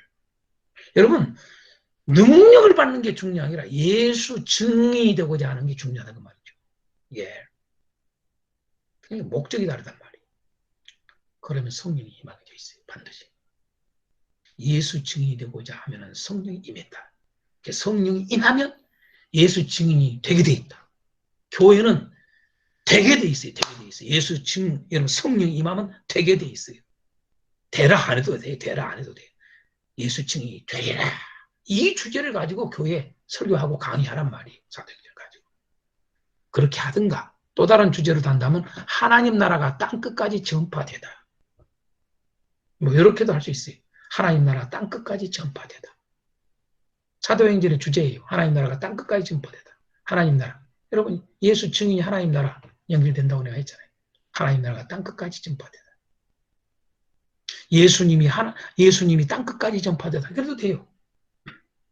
주제를 이렇게 잡고 하시면 돼요. 자, 하나님 나라 전파 원리에 대해서 잠깐 해놨어요. 하나님 나라 전파는 어떻게 됩니까? 자, 하나님 나라 전파는 예수 그리스도로 출발로 해서 그 다음에 어떻게 돼요? 사도들로 연결이 돼서 그 다음에 교회로 연결된 거죠. 그런데 공통점이 다 뭐예요? 예수님도 성령으로 여러분 하나님 나라 전파했잖아요. 성령의 충만해서 성령의 이끌림 속에서 성령의 일하심 가운데. 그러니까 바울 사도가 말한 게 있잖아요. 서신서에서. 나는 복음을 전한다. 하나님 나라를 전한다. 근데 뭐라고 그래요? 나는 성령으로. 이 말 하잖아요. 성령으로. 그 다음에 말로. 이 하잖아요. 네? 그러니까 모두 성령으로, 예수님도 성령으로, 사도들도 성령으로, 교회도 성령으로 하나님 나라를 전파해야 돼요. 다른 어떤 곳으로는 하나님 나라를 전파할 수가 없어요. 그것을 우리가 다룬 겁니다. 자, 성령이 임하시면 예수 증인 되리라. 한번 외칩니다. 시작. 성령이 임하시면 예수 증인이 되리라. 이게 주제입니다. 자, 구조로 넘어가겠습니다. 구조. 기존 구조입니다. 이건 기존 구조. 기존에 여러분들이 지금까지 알고 있는 구조들입니다. 크게 지금 한 가지, 두 가지, 세 가지, 그 다음에 네 가지, 크게 한 주로 쓰이고 있는 지금 구조. 사도행전을 어떻게 단락을 나눠서 그 단락별 제목들을 다뤘는가 하는 것을 지금까지 모두가 전 세계적으로 쓰고 있는 거의 공통적으로 쓰고 있는 것 핵심된 것 한 네 가지를 제가 뽑았습니다. 네 가지. 이게 기존 구조입니다. 자, 차근차근 한번 보겠습니다. 여기 세 사람들의 강조 주장들은 세 단락으로 이거 나눴습니다. 여기는 세 단락으로 나눴다. 사도행전을 세 단락으로 나눴다. 세 단락으로 나눈 사람들이 이렇게 세 부류가 있습니다. 자, 1장에서 7장까지를 나누고 8장에서 12장을 나누고 13장에서 28장까지 해서 세 단락으로 나눈 사람이 있습니다. 이게 제일 흔하죠. 그 다음에 이제 어떤 사람은 단락이 엄청납니다. 하나, 둘, 셋, 넷, 다섯, 여섯, 일곱, 여덟, 아홉 단락으로 나눈 사람이 있습니다. 아홉 단락. 아주 이건 좀 디테일하게 다룬 거죠. 자, 일단은 이렇게 세 단락이 거의 대부분 우리가 흔히 따라하고 또 알고 있고 배우고 있는 교회들마다 하고 있는 것들이 이 세 단락입니다. 거의 다. 자, 그럼 이 세 단락도 어떻게 나누는가 한번 봅시다. 어떤 사람은 첫 번째 단락을 예루살렘에서의 증거라고 했습니다. 1장에서 7장은 예루살렘에서의 증거. 두 번째 단락은 유대와 사마리에서의 증거 했습니다. 세 번째 단락은 땅끝까지 증거. 이렇게 했습니다. 자, 이 사람은 키워드를 어디에다 뒀죠? 증거에다 둔 겁니다. 증거에다가. 그냥 합니다. 이 사람은 지금 사도행전을 증거에다 뒀다. 잘 본 거죠. 그렇죠? 증거에다 둔 거죠.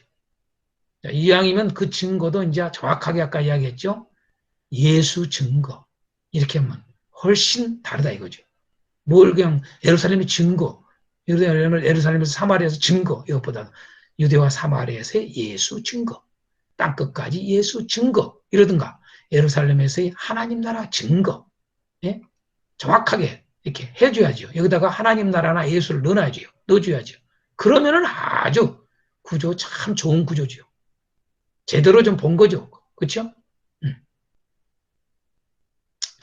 어떤 사람은 이렇게 했어요. 첫 번째 단락을 예루살렘에서의 주의 역사 그랬어요. 주의 역사. 첫 번째 단락. 예루살렘에서의 주의 역사. 유대와 사마리아, 두 번째 유대와 사마리아 증거 그랬어요. 세 번째 땅끝까지 이르는 주의 역사 그랬어요. 자, 보십시다. 이 사람은 지금 현재 요것을 참고로 해서 살짝 삐튼 거예요. 말을. 그쵸? 그냥 얼른 그걸 알아야 돼요. 알아차려야 돼요. 이거에 근거해서 요걸 만들었다. 얼른 알아야 돼요. 그래서 증거라고 안 하고 둘 다 세 개 다 증거를 해야 되는데 이건 주의 역사 이렇게 해버렸어요. 자, 차라리 그러면 유대와 사마리아의 역사 이래도 되잖아요. 차라리 역사로 이렇게 하면은 이건 좀 혼합이 됐단 말이죠. 차라리 역사 이러면 되죠. 예루살렘에서의 성령의 역사, 주의 역사라기보다도 성령의 역사, 그게 좀 더 낫겠죠. 사실 뭐 주 역사에도 큰 잘못은 아니에요. 그러나 예루살렘에서의 성령의 역사, 유대와 사마리아에서의 성령의 역사, 땅끝까지 이르는 성령의 역사, 네? 이렇게 하면 좀 낫죠. 이런 부분들이 좀 아쉽다는 거. 좀 컨닝은 했어도 좀 아쉬운 구조입니다. 지금. 자, 어떤 사람은 이렇게 나눴어요. 첫 번째 단락은 교회 설립이다. 두 번째 단락은 교회 분산이다. 세 번째 단락은 교회 확장이다. 이렇게 했어요. 여러분, 그럴싸하지요. 그럴싸해요. 자, 여기는 뭘 키워드를 했어요? 교회에다 키워드를 둔 거예요. 그걸 얼른 보셔야 돼. 교회를 키워드 뒀다. 이 사람은. 이해가 되죠? 그래서 교회 설립, 그 다음에 교회 분산, 그 다음에 교회 확장. 이렇게 해놓은 거예요.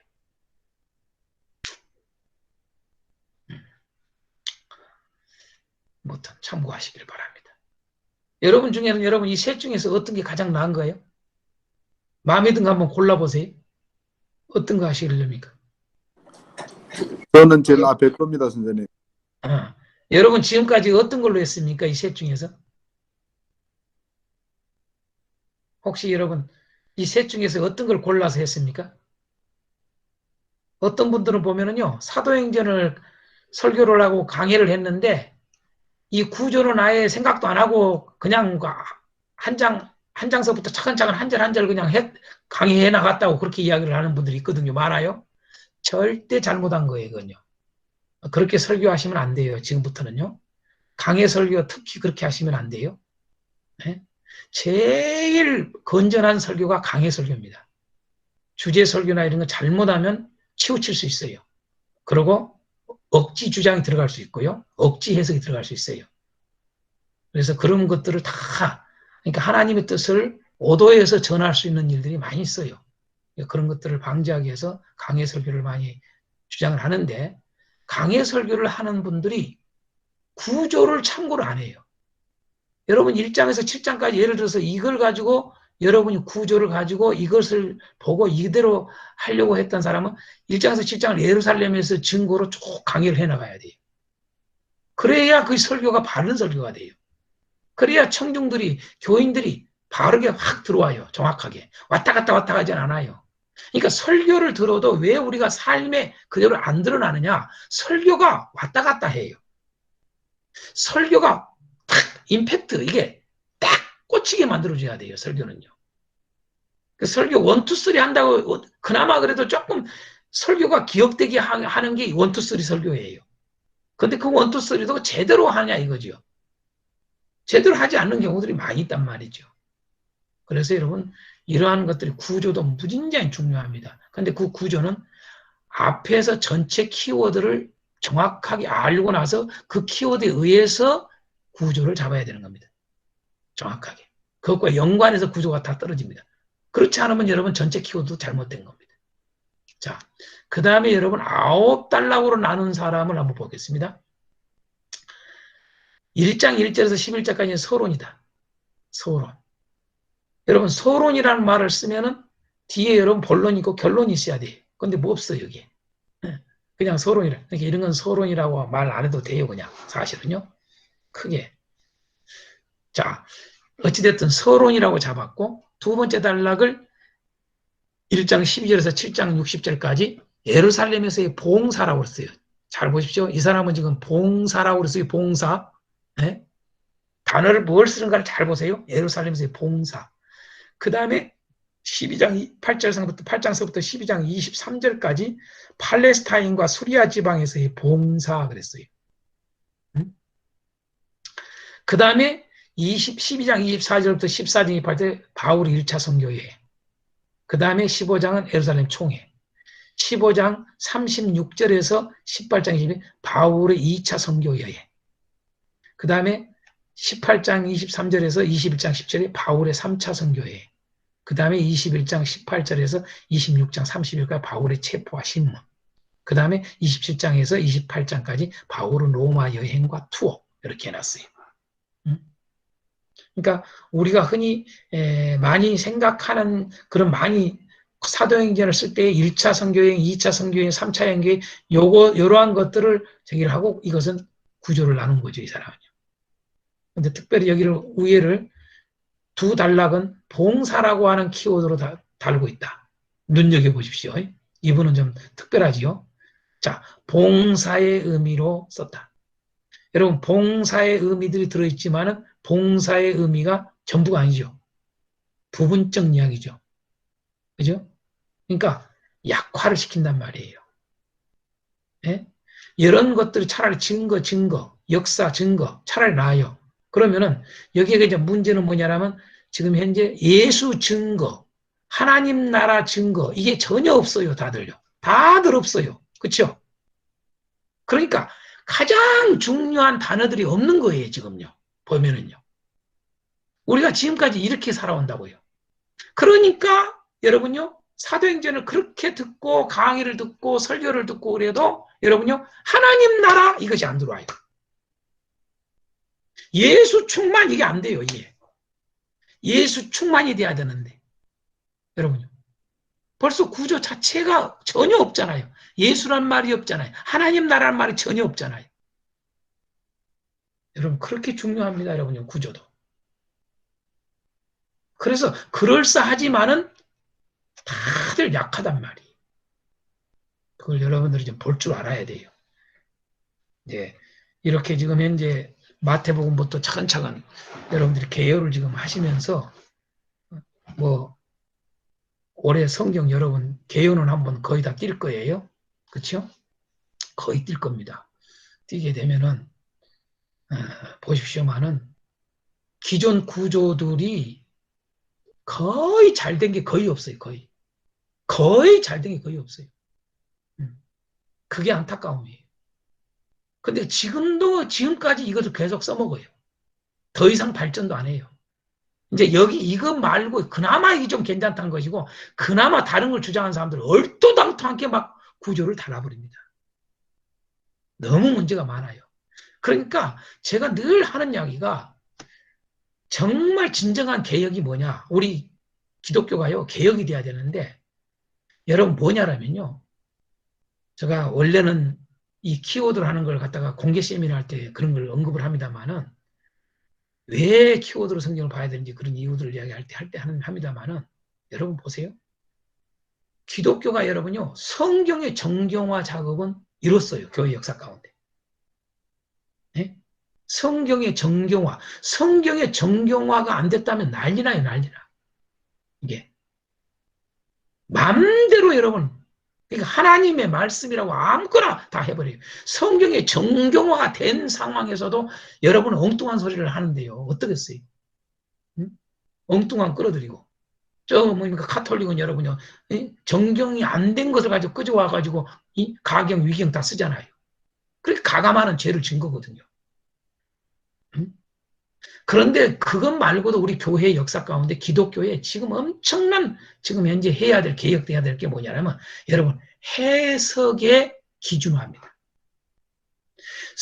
이건 성경이다라고 하는 기준화는 했어요. 그게 정경화예요. 이게 하나님 말씀이야라고 하는 기준화는 했어요. 그게 정경화 작업이에요. 그런데 정작 해야 될 두 번째인 해석의 기준화가 안 돼 있어요. 여러분 하나님의 뜻이 두 개, 세 개가 되면 그건 하나님 뜻이 아니에요.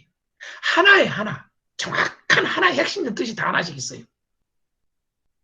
예? 어떤 사람은 성경 이런 뜻이 하나님 뜻이 요거야? 어떤 사람은 이거야? 그러면 여러분 어떻게 하나가 돼요? 어떻게 뜻이 하나고 마음이 하나 되고 여러분 그런 말을 어떻게 성경에 나와요? 될 수가 없어요, 여러분요.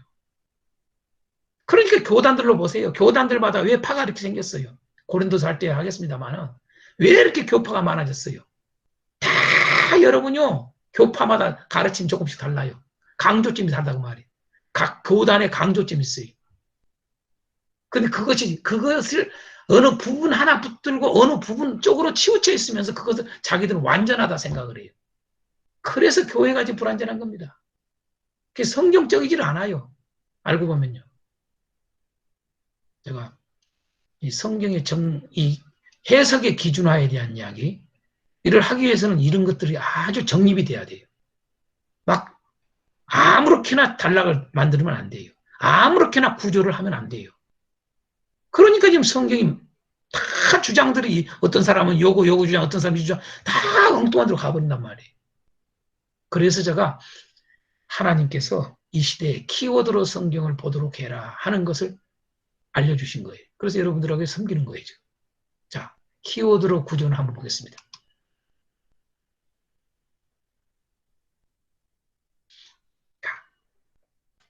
먼저 이거부터 이렇게 크게 좀 보겠습니다.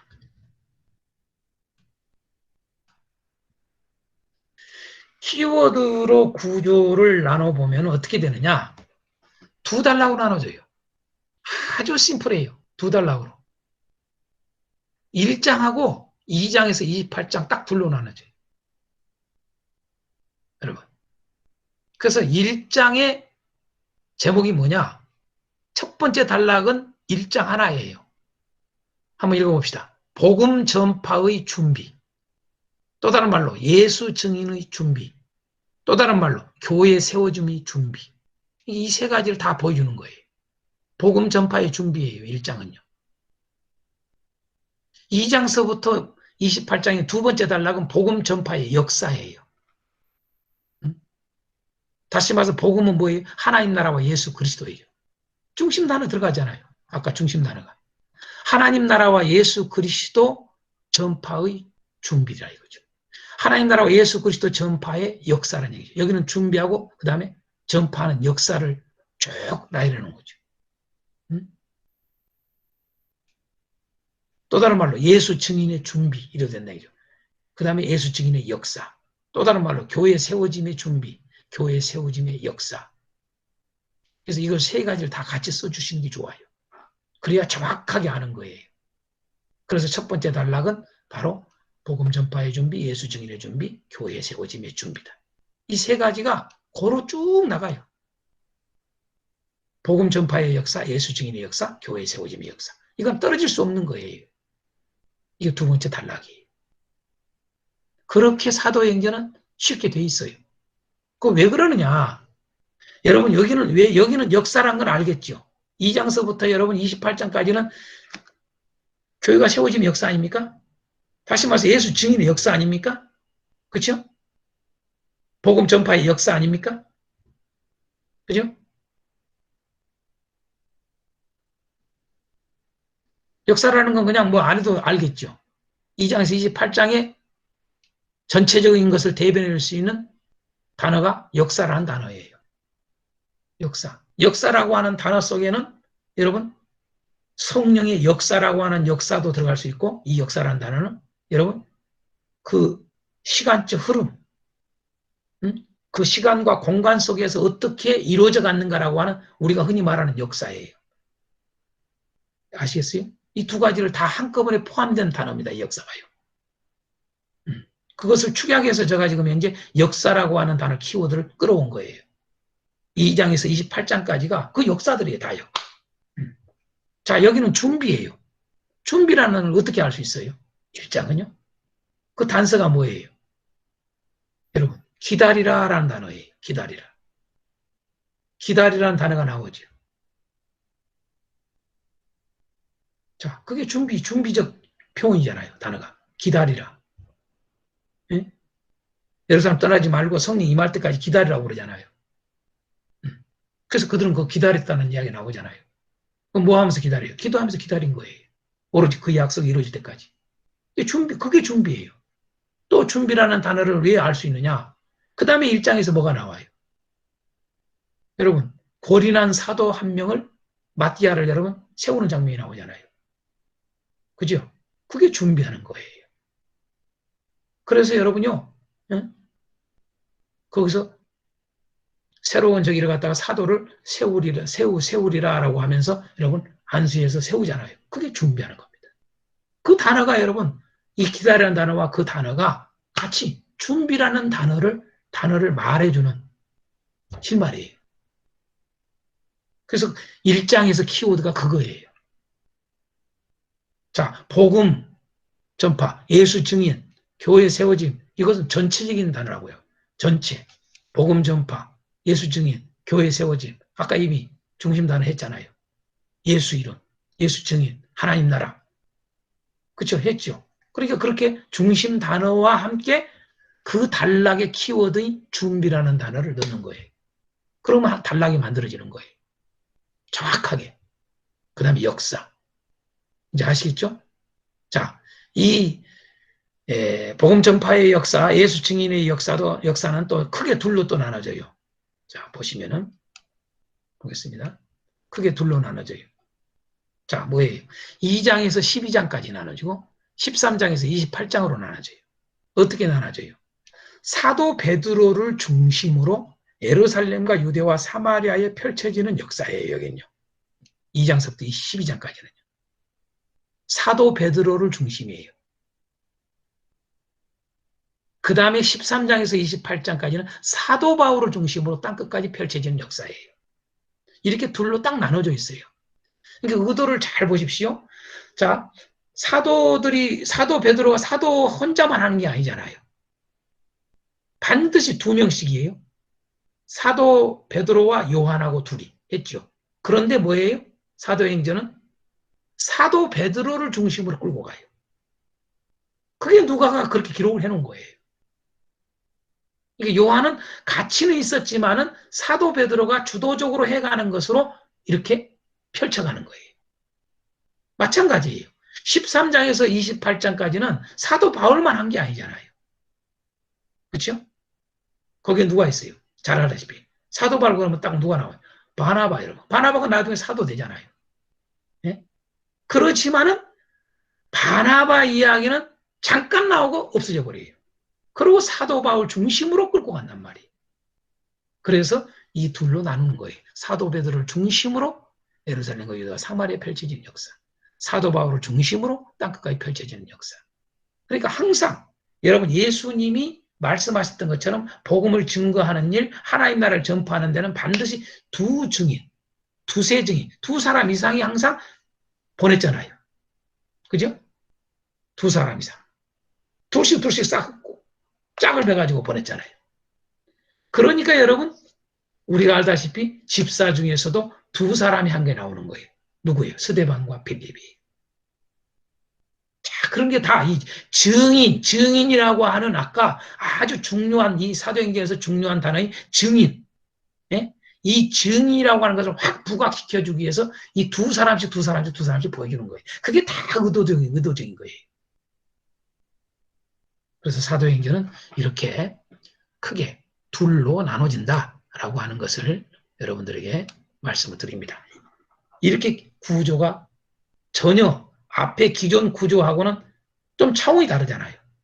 그죠? 그러니까 이 단어를 가지고 그 단락을 전체를 아울러서 말을 할 수 있어야 돼요. 어떤 한쪽으로 치우치는 어느 한쪽만 강조하는 단어가 되면 안 돼요. 그건 잘못된 거예요, 여러분요. 이건 완전히 다 커버를 하는 거예요. 다 커버하는 것이고요. 그렇게 키워드가 그래서 중요한 거예요. 전체 키워드, 책의 단락의 키워드. 그러면서 또 이제 내가 오늘은 여러분에게 좀 처음으로 또 보여주려고 제가 첨부 파일을 넣었어요. 그게 뭐냐?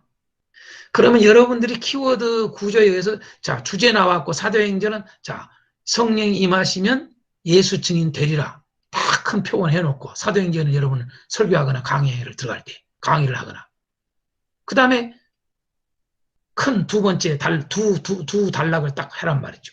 첫 번째 1장 복음 전파의 준비, 예수 증인의 준비, 교회 세워짐의 준비. 딱 이 제목을 가지고 이제 1장을 강의를 해나가야 돼요. 그럴 때 이제 어떻게 해요? 제가 보여줄게요. 이렇게 가는 거예요. 이렇게. 예수 증인 준비잖아요. 하나님 나라 전파를 위한 준비. 1장. 그래서 질문 이야기하고. 네? 자, 중심 단어가 왜 준비인가? 기다리다라는 4절과 14절이 있고 대신할 자를 세우다. 여러분 준비시키는 거죠. 22절하고 25절하고. 다 단어가 있어요. 그래서 1장을 다시 또 뭡니까? 단락을 나누는 거죠. 이 단락에 또 단락이 있는 거죠. 그게 뭐예요? 두 단락으로 나눠지는 거죠. 하나는 여러분 예수님의 분부지요. 약속이죠. 1절에서 17절, 11절까지 1장이. 그 다음에 12절에서 26절 사도들의 순종이죠. 네? 예수님의 분부, 사도들의 순종. 그 순종이 뭡니까? 준비하는 거죠, 이건요. 자, 이건 약속이고 이건 준비하는 거죠. 그래서 이게 요약이 딱 돼요, 이게. 뭘 분부했는가? 쫙 나와요. 세 가지. 그 다음, 준비를 뭘 했는가? 순종을 어떻게 했는가? 세 가지 쫙 나오죠. 그 다음에 결론. 이래서 여러분 끝나는 거예요, 여러분요. 아시겠습니까?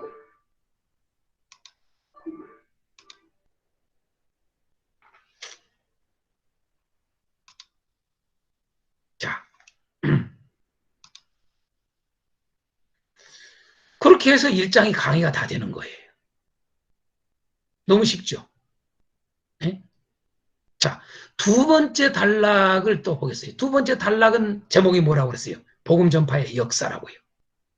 예수 증인의 역사라고요. 교회 세워짐의 역사라고요. 교회가 어떻게 세워져 가는가 배우는 거 이제요. 예수 증인을 어떻게 예수 증인의 일들이 일어나는가 그걸 보는 거예요. 복음 전파가 어떻게 이루어지는가 그걸 보는 거예요.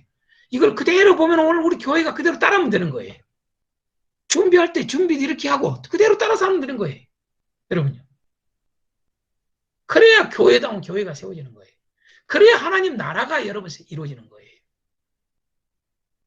우리는 말 그대로 구약에 우리 목사님들 지금 배운 게 지금 현재 자 레이키 끝나고 지금 현재 그 다음에 출애굽기 성막 나오잖아요. 예? 성막 나오잖아요. 그 성막 할 때 뭐라고 그래요? 출애굽기에요. 하나님 명령하잖아요. 이렇게 지어라, 이렇게 지어라, 이것은 이렇게 짓고, 이것은 이렇게 하고, 재료는 이렇게 하고, 이렇게 해라. 다 하잖아요. 그 다음에 뭐라고 그래요? 명하신 대로 했더라. 명령대로 행했더라. 그게 여러분 출애굽기에서 뒷부분의 성막에 대한 부분이잖아요. 여러분 교회가 어떻게 세워져요?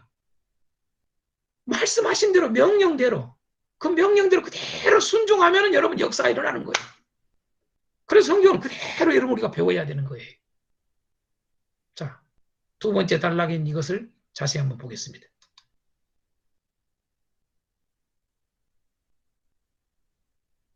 자, 예수 증인의 역사, 교회 세워짐의 역사, 또 다른 말로 복음 전파의 역사 이렇게 되는 거죠.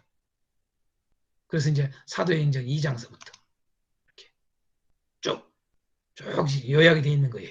2장, 3장 다 지금 요약되어 있어요. 이게요. 아주 이게 다 이게 이런 것들이 다 키워드에 의해서 잡아지는 거예요. 무조건 막 그냥 잡는 게 아니고요. 이렇게 쭉 잡아집니다. 이렇게 쭉 잡아집니다. 아시겠습니까? 이렇게 쭉 계속 종합 이렇게 끝나는 겁니다.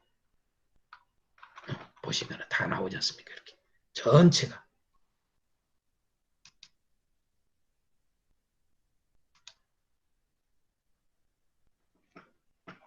자, 좀 쉬겠습니다. 쉬었다가 9시 5분에 시작하겠습니다. 9시 5분에.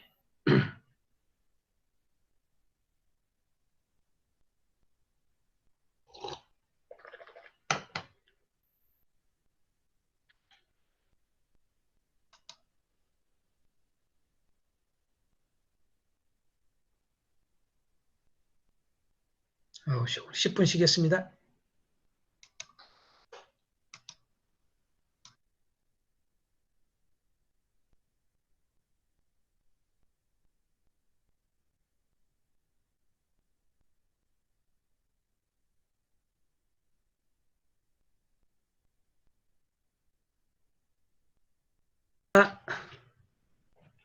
다들 들어오셨습니까?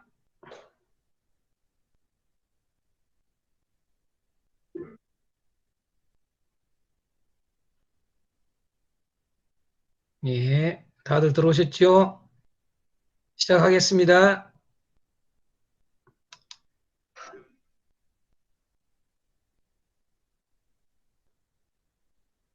자, 시작합니다.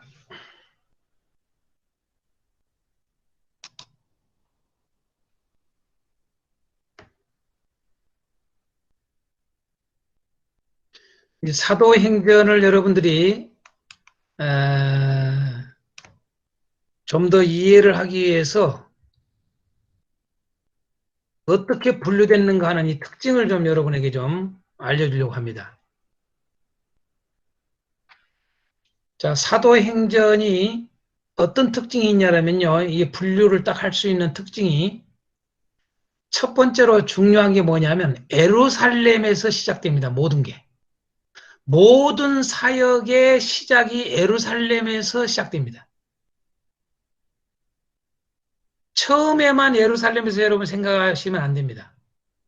모든 사역의 출발이 예루살렘에서 시작된다. 그게 사도행전에서 보여주는 아주 특징 중에 하나입니다. 자, 그게 한번 보겠습니다. 성경 구절을 구체적으로. 1장 4절에 보십니다. 한번 읽어봅니다. 시작. 사도와 함께 모이사 그들에게 분부하여 이르시되 예루살렘을 떠나지 말고 내게서 들은 바 아버지께서 약속하신 것을 기다리라. 자, 이제 예루살렘이 나오지 않습니까? 여기서부터 예루살렘에서부터 시작되죠. 자, 8장 1절에도 보면은 사울은 그가 죽임당함을 마땅히 여기더라. 그날에 예루살렘에 있는 교회에 큰 박해가 있어 그 사도 외에는 다 유대와 사마리아 모든 땅으로 흩어지니라. 예루살렘에서 시작됩니다. 예. 유대, 사마리아 이렇게 쭉 해서 이제 자, 예루살렘의 복음이 시작된 것도 예루살렘 지역의 복음이 시작된 것도 예루살렘에서 시작되고 그 다음에 유대와 사마리아 이렇게 해서 나가는 것도 예루살렘에서 시작이 되고 12장 25절에 보면 이렇게 나옵니다. 바나바와 사울이 부조하는 일을 마치고 마가라는 요한을 데리고 예루살렘으로 해서 돌아오니라. 12장 25절 예루살렘에서 돌아온 이후로 사역들이 쭉 확산이 됩니다. 여러분 아시아 쪽으로. 자, 그 다음에 우리가 잘 아시다시피 15장에 예루살렘 총회가 있습니다. 예루살렘 총회를 기점으로 해서 또 여러분 사역이 더 견고해지고 교회가 든든히 세워져 갑니다. 그게 예루살렘에서 시작이죠. 또 마지막으로 여러분 21장에 보면은 13절에서 15절에 다 같이 읽어보겠습니다. 바울이 대답하되 여러분이 어찌하여 울어 내 마음을 상하게 하느냐 나는 주 예수의 이름을 위하여 결박당할 뿐 아니라 예루살렘에서 죽을 것도 각오하였노라 하니 그가 고난을 받지 아니하므로 우리가 주의 뜻대로 이루어지이다 하고 그쳤노라. 이 여러 날 후에 여장을 꾸려 예루살렘으로 올라갈세. 자, 여러분 잘 알다시피 이제는 노마까지 복음이 확장돼서 증거된 계기가 예루살렘에서 시작됩니다. 그래서 바울 사도가 예루살렘으로 가지를 않았으면 여러분 이런 일이 일어나질 않죠. 예루살렘으로 가다 보니까 여러분 거기서 죄인 취급이 돼가지고 이제는 가이사랴로 갔다가 그 다음에 배를 타고 이제 어디로 갑니까? 로마를 향해서 가지 않습니까? 그래서 로마에 가서 복음을 전하지 않습니까? 다 예루살렘에서 시작되는 것을 알 수가 있습니다. 그게 첫 번째 아주 중요한 분류의 특징입니다. 또 하나는 뭐냐 하면요. 특별한 한 사람을 통해서 시작된다는 겁니다. 놀랍게도. 그게 누굽니까? 베드로의 담대한 사역을 통해서 사역이 확장됩니다. 또 하나는 스데반의 순교로 확장이 됩니다. 그 다음에 바울의 회심으로 확장이 됩니다. 이게 사도행전에서 보여준 이 세 사람입니다. 베드로, 스데반, 바울입니다. 특별히 이 세 사람, 한 사람 한 사람이 이 사람 한 사람이 놀라운 그 복음 전파의 놀라운 기점이 됩니다. 예. 스데반의 죽음, 그 다음에 바울의 회심, 요겁니다. 그러니까 베드로의 담대함 사역, 담대한 사역, 스데반의 순교, 그 다음에 바울의 회심, 이 세 가지가 복음이 땅끝까지 증거되는 놀라운 역사를 우리에게 보여줍니다. 이게 특징입니다. 이걸 좀 더 구체적으로 보겠습니다.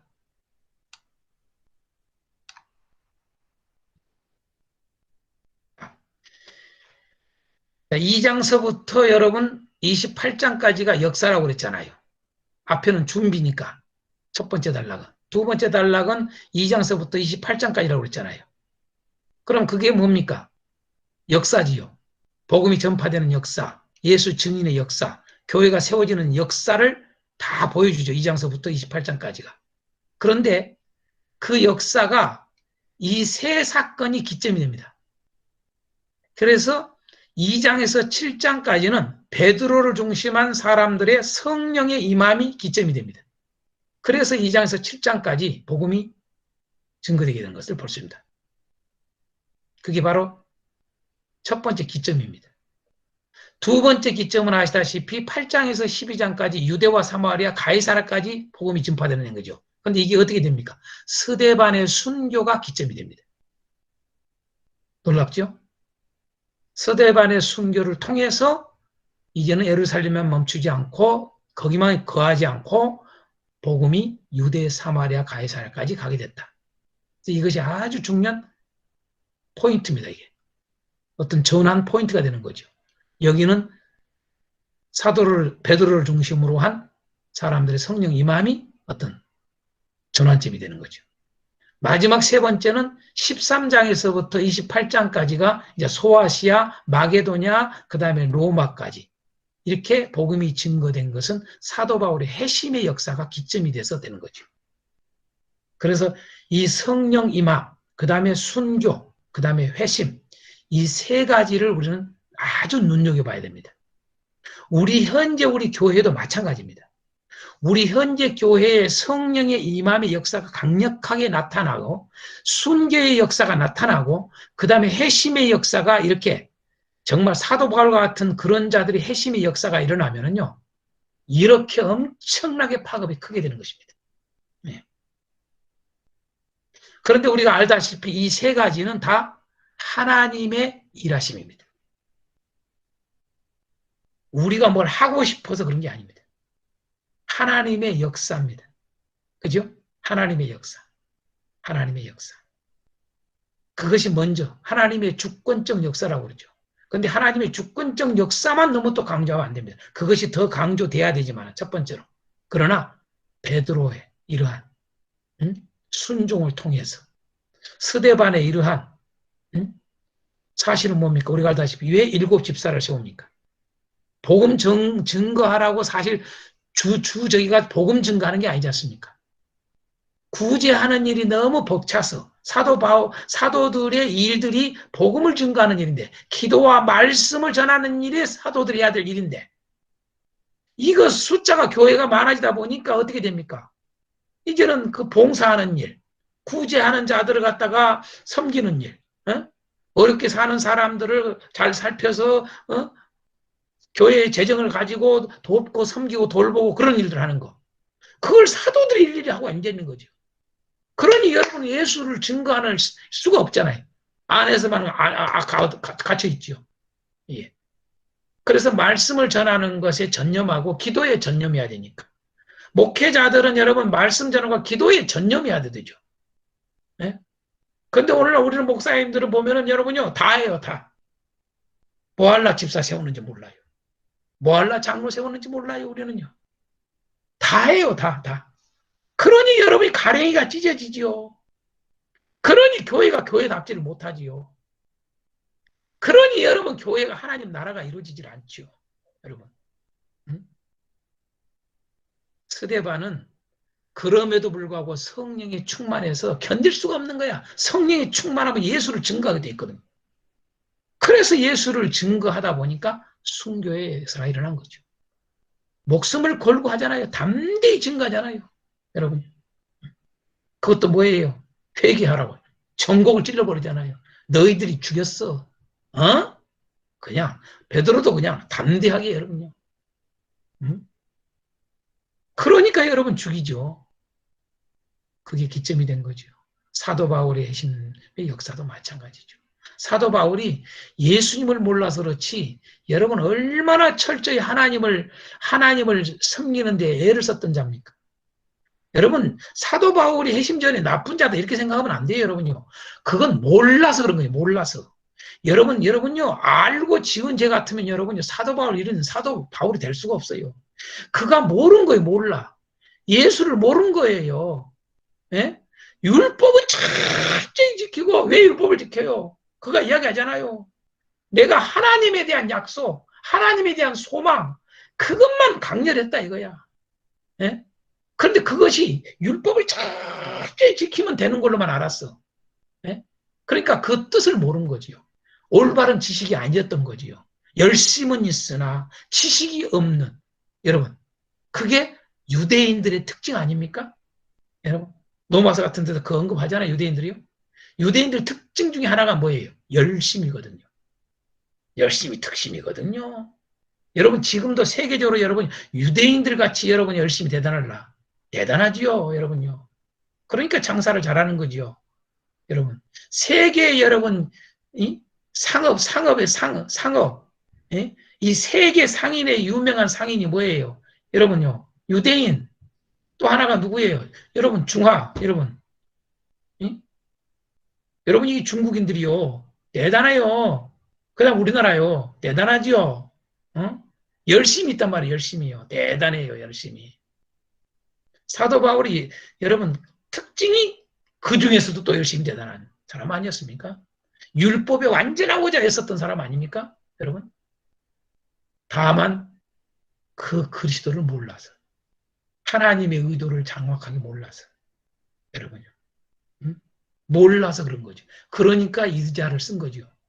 본질적으로 악질. 여러분요, 스데반을 죽이는데 앞장서고 그랬으니까, 여러분 나쁜 놈, 여러분 그거 오해예요. 율법에 대해 충실하다 보니 그런 거예요. 그래서 하나님은 말씀한 거예요. 모르고 지은 죄에 대해서는 여러분 용서가 되고 해가 기회가 주어지는 거예요.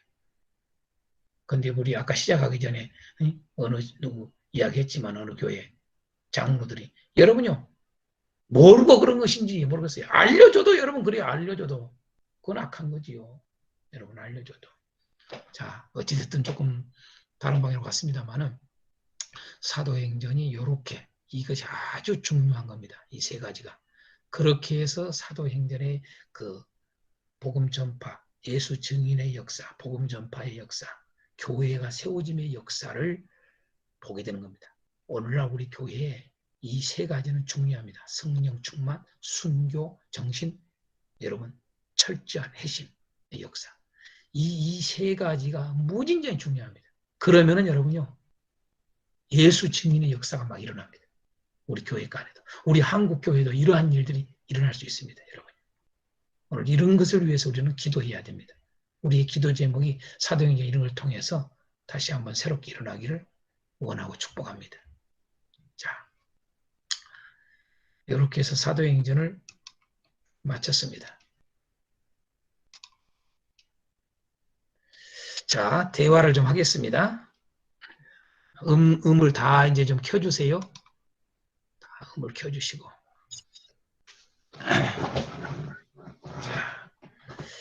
자, 잘 들으셨죠, 다들요?